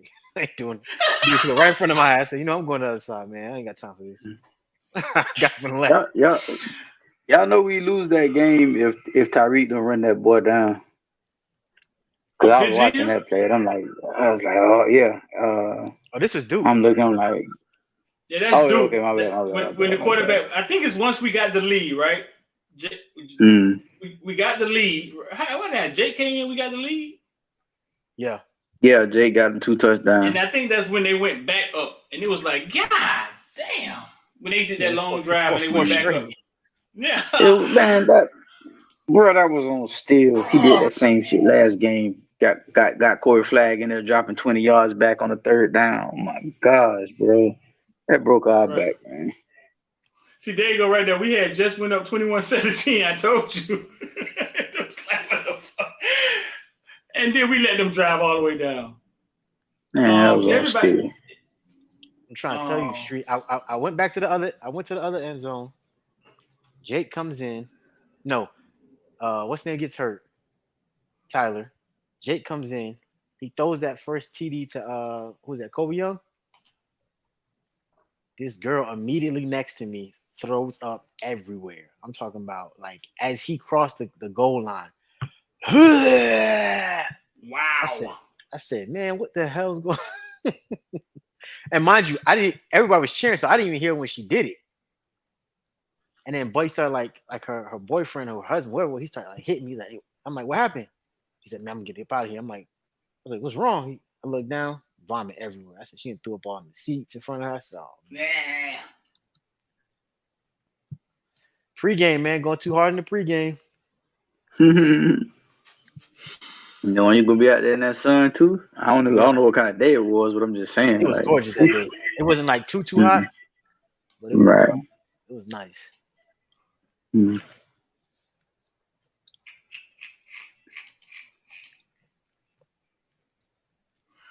Ooh.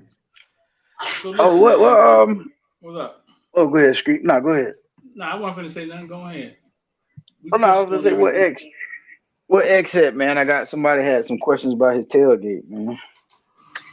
Oh, well, the tailgate, this is what we looking at. We're going to look at a club tonight, right? We may have like a Friday night. The tailgate is always in the same place, Orange 21, the game the day of.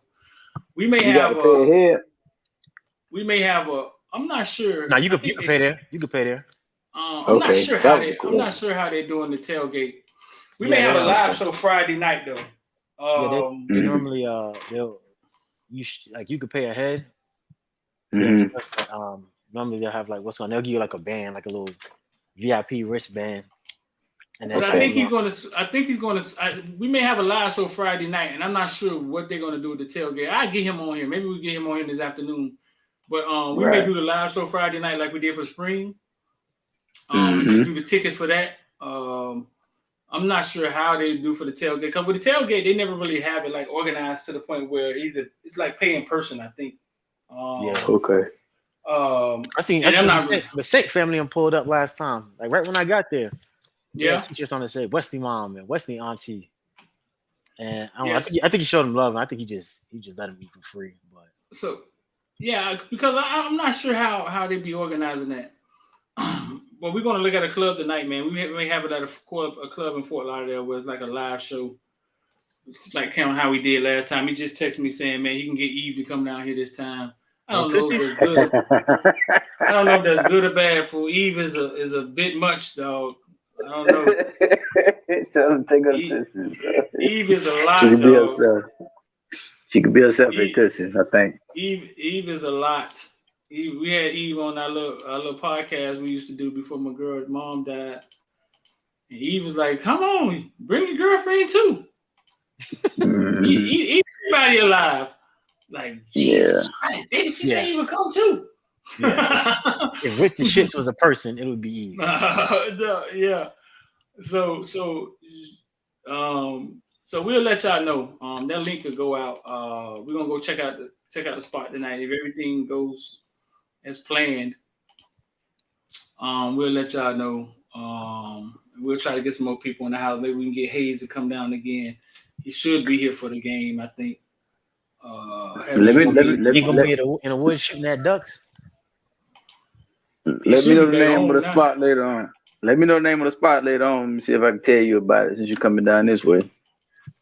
You can't. It's new. It's my homegirl spot. Let me know the name of the spot where it's at, and I'll tell you a little something about the area. I'm gonna text it to you right now.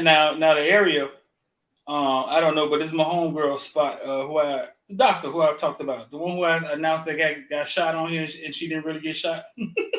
I was on here that day. Yeah. What? Yes, man, that was crazy. I'm gonna find that video one day. Mm-hmm. I got a phone call that my friend had got shot at work, and it wasn't her. Somebody in her building had got shot, and he assumed it was her and we all went to high school together, and y'all actually watched me live play that out. So she get a laugh every time. I said, you get to go see how I'm act if you get killed. She get to watch me live. Talking about, damn, that bitch owed me money. Motherfucker. Nah, yeah, that was a weird day. I'm gonna see. I'm gonna put it right. Is the trade deadline coming up or something? What? The NFL's is, I know. Chase Claypool going to the Steelers. What? Ain't that's what he played for? No, I mean he going to the Bears from the Steelers. My fault. Oh, help me out. Help me understand. He going to the Bears? Yeah. Did Amari Cooper play good last night? Apparently he went off. Hey man, Nick Chubb ruined my whole fantasy. I saw he threw an interception or something. I just sent it to you on the group, Mikal. It's not even really open. Like they're trying to get it going. It's a strip club or just a club? No, it's just a nice spot. It's a nice club. Like nice a lounge, spot. like a lounge type situation. Yeah.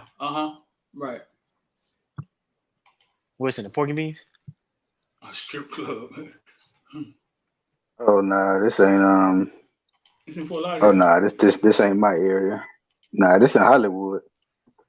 Like Hollywood? Okay. So it ain't far enough. Yeah, it's Hollywood. That ain't me. Yeah, that ain't me. That's they got their own world in Hollywood, trust me. They own what? So they got their own world in Hollywood, trust me. Ooh, let's see. So yeah, man. We'll let y'all know about that. I hope I didn't spill the thing on the goddamn uniforms, talking outside of my mouth like somebody told me something. But everybody been saying that, Street. I don't even know where I got that from.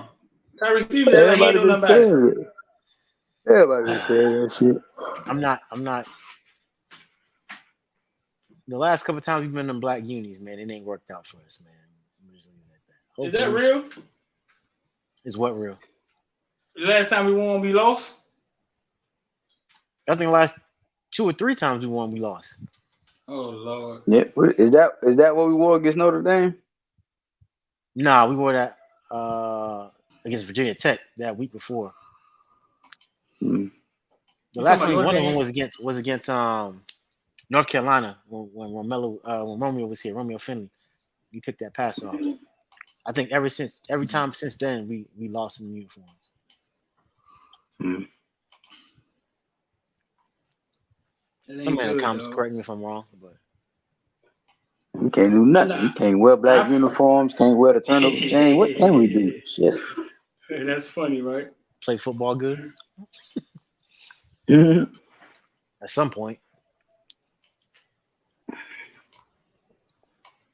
Oh man, should be a good game. Should be. I'm with you, Street.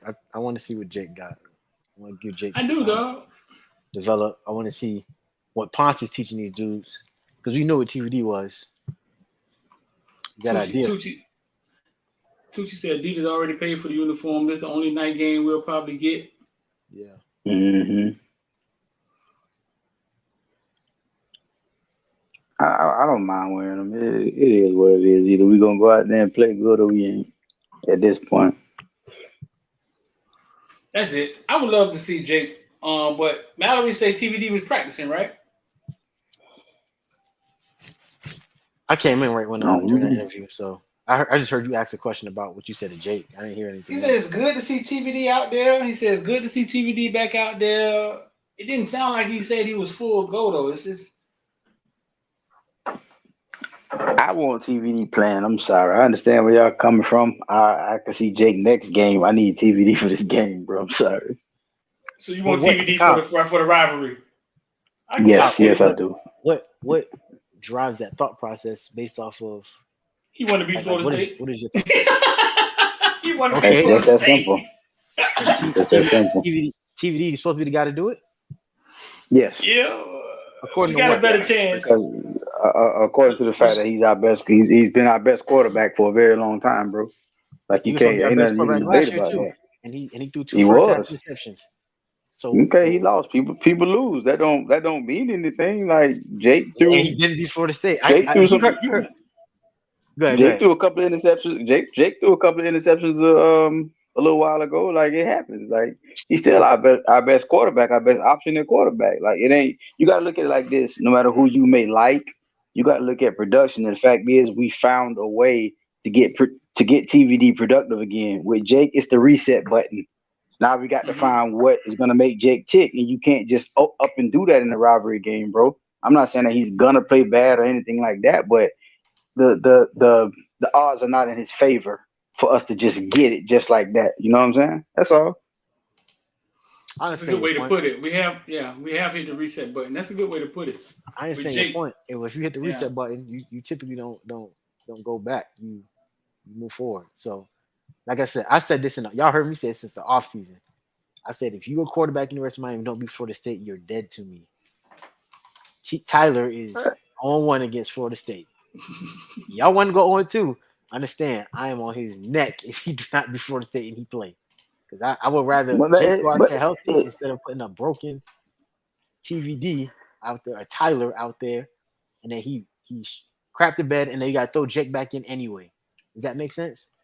Where did he hear this? Yeah, but that's if it happens. They're not going to put him out there if they don't think he's going to be ready to play. As far as him beating Florida State, it ain't him by himself. Because at the end of the day, he did enough last year to beat Florida State, but we gave up a 4th and 17.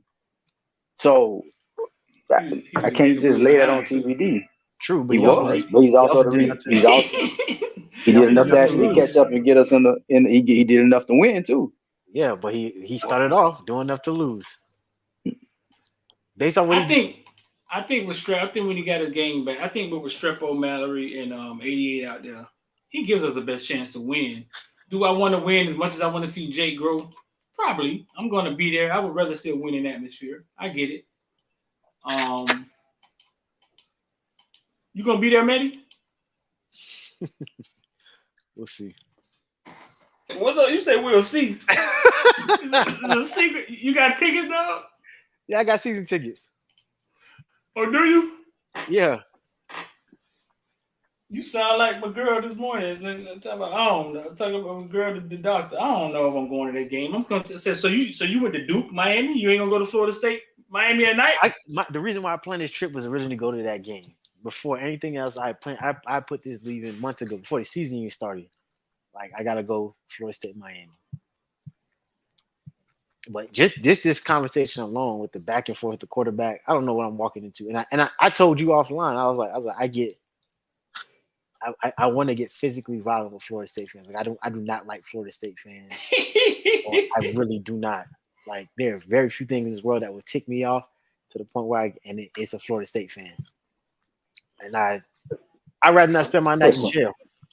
This goes for Medi and everybody in the comments.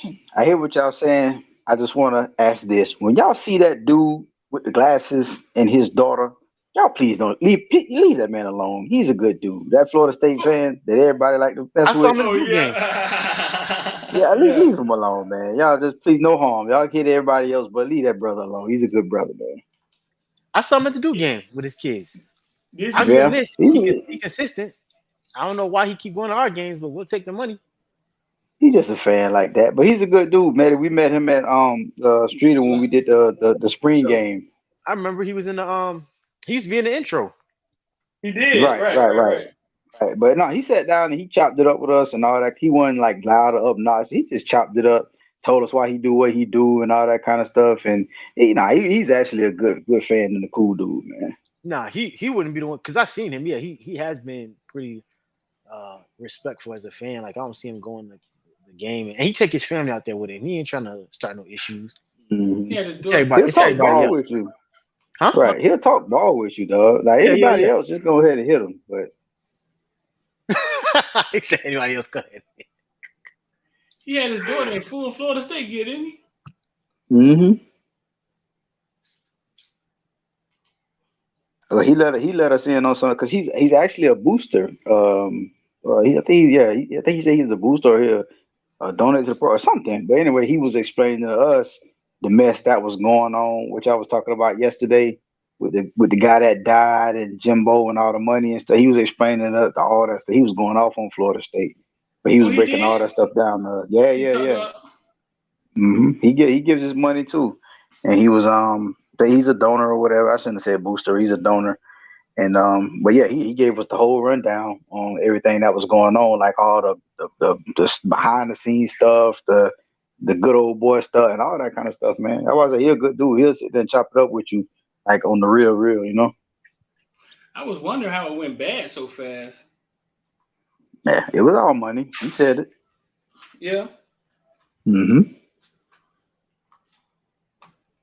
But how did they lost some of the donors? I know Carson Haggard dad just got upset.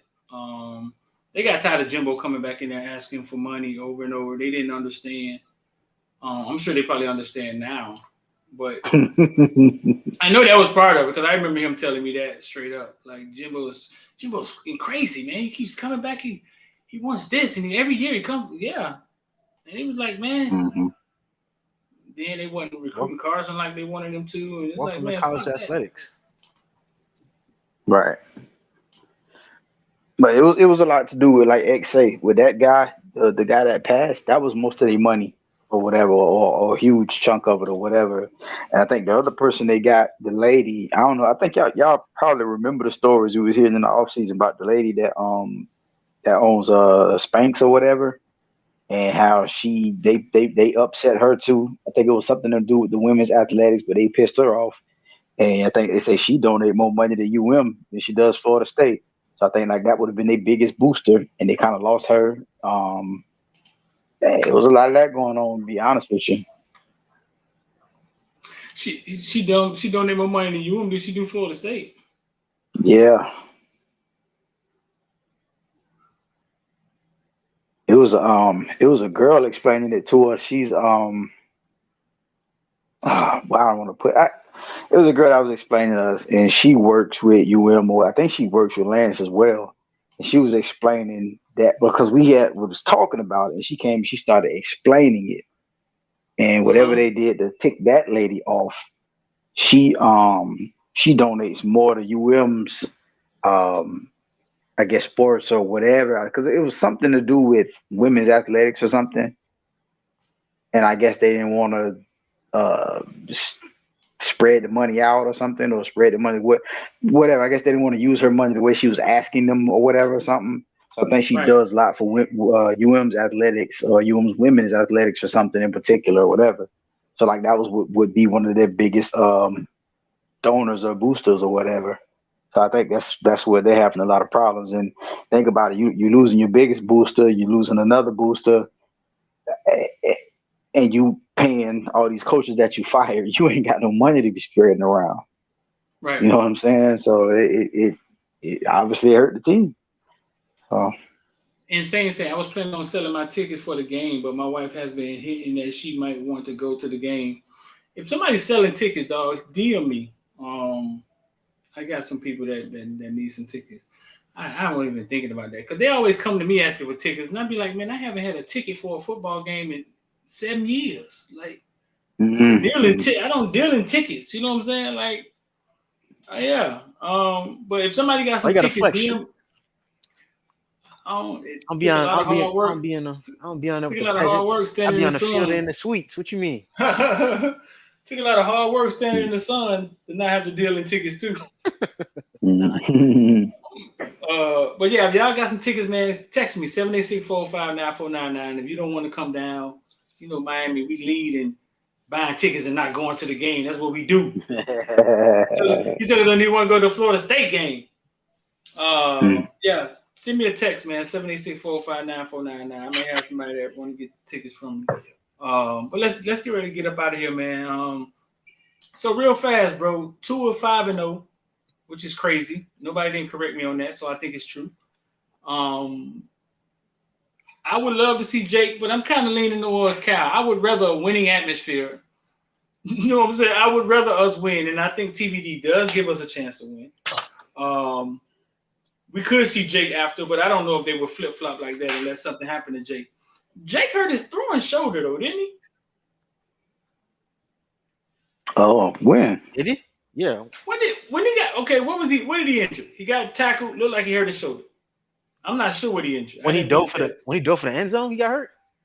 Nah, I'm sorry, man. Not Jake. TBD, I'm sorry. Oh, I was say. I'm telling you. No, I'm sorry. TBD. I'm sorry, man. I'm sorry. Now the comment delayed. Even that, they gonna ask the same questions y'all asked me. What? Yeah, I think the dude just landed on him, and he landed, on his shoulder. I think that's all it was. Now, how bad did it? Because right, throwing shoulder, right? I believe so, right, Mehdi? We don't know. He landed awkwardly on his throwing arm, but we don't know what he injured. I thought it was a collarbone, but he out there throwing the ball around. So I don't believe him. Hey, listen, I don't know. I just don't believe him, though. I don't believe him. Gaddis was a little upbeat yesterday, so he's a TBD back, or he done found his next destination. I don't know. You know what I'm saying? Keep on in that mud, laughing and getting what up, boy? What's going on, y'all in the back? What's up? We good. We straight. Now we ain't scored no points again, but it's gonna be all right. Y'all good hands, Mario. Next question. I will say this. I'm not trying to start no conspiracies, but I will say this. Y'all noticed that the last couple of interviews, he don't be wearing no UM gear no more. He wearing that big ass green jacket and it's 85 degrees outside. It don't say you trying to say? Nah, I think it's an Adidas jacket, but it's like a hunter green jacket. What does that say to you? I don't know what it say. I'm just saying. I just find it interesting. Everybody else wearing UM gear, and he might have it on underneath. I don't know, but and that what B-Mac did? Is it? Luke said he was coming to the school in orange. What he say in green or whatever. He came to school in the colors, but no UM logos. Oh yeah, Luke did say that. Mm-hmm. That's interesting. I'm looking at Gaddis right now. I think the last 2 weeks when they did their weeklies, this past week or this week and last week, it's just a green jacket. But he got the logos right behind him. I'm not sure what that.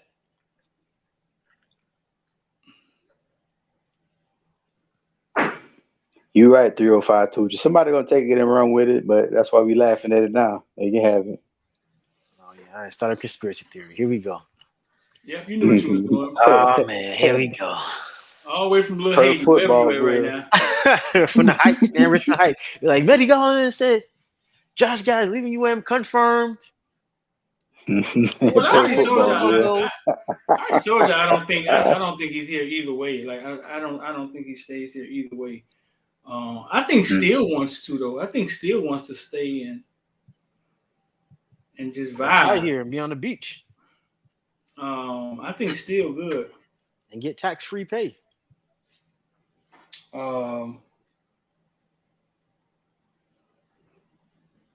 Yeah, you're right. I think we got to just see how the season end, man. If the season end on a high note, it may make Gaddis feel comfortable, you know.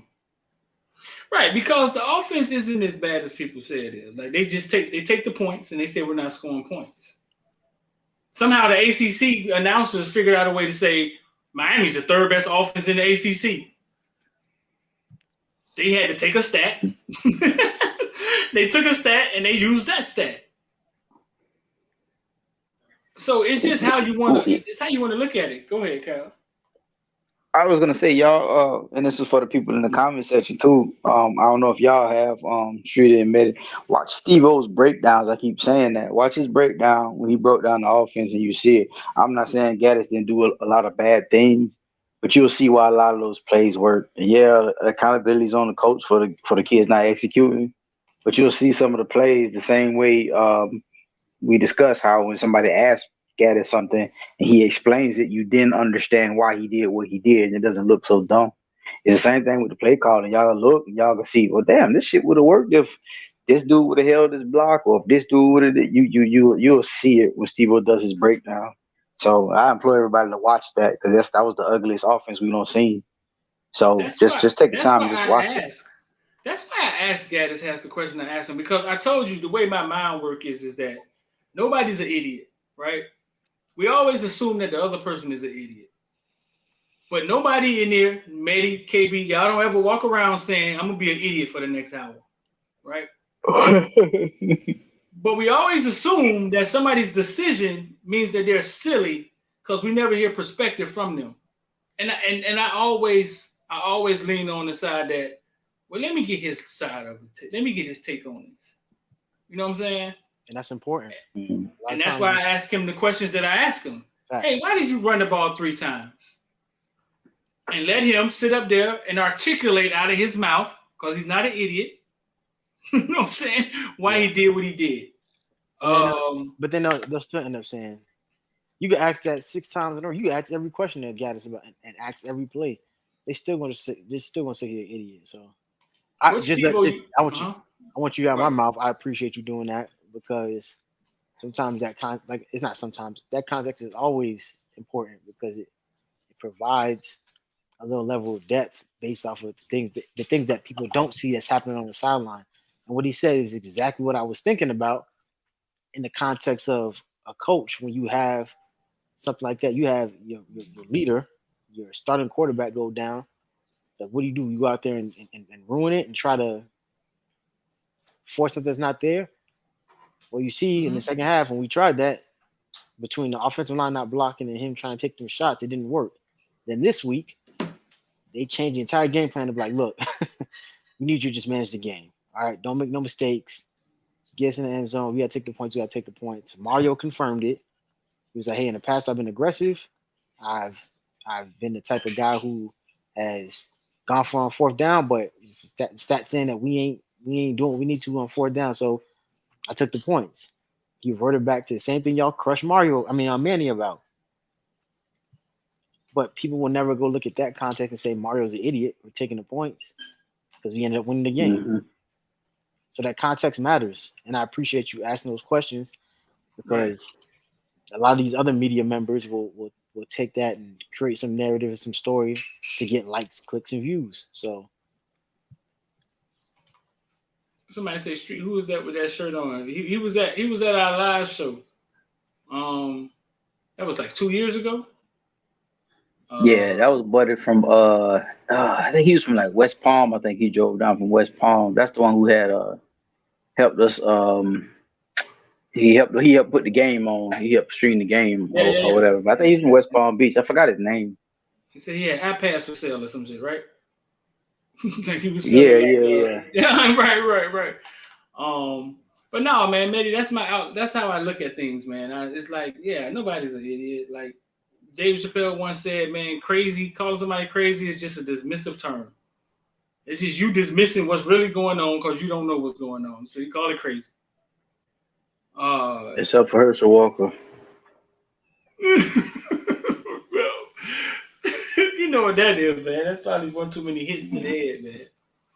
Hey, look, take the time. I know, real quick, man. Go look at what Pastor Jamal Bryant said about. And I don't even mess with Jamal Bryant, but you gotta listen to what he said about Herschel Walker in church the other day. Yeah, that Herschel Walker thing was crazy. Yeah, people like getting up and what they call it, spirit dancing or whatever. When he said that, I was like, it was funny. It was true though. Yeah, I gotta go watch the whole thing. I haven't even seen the whole Herschel Walker's what's going on with him, his son, and I haven't even paid attention to it.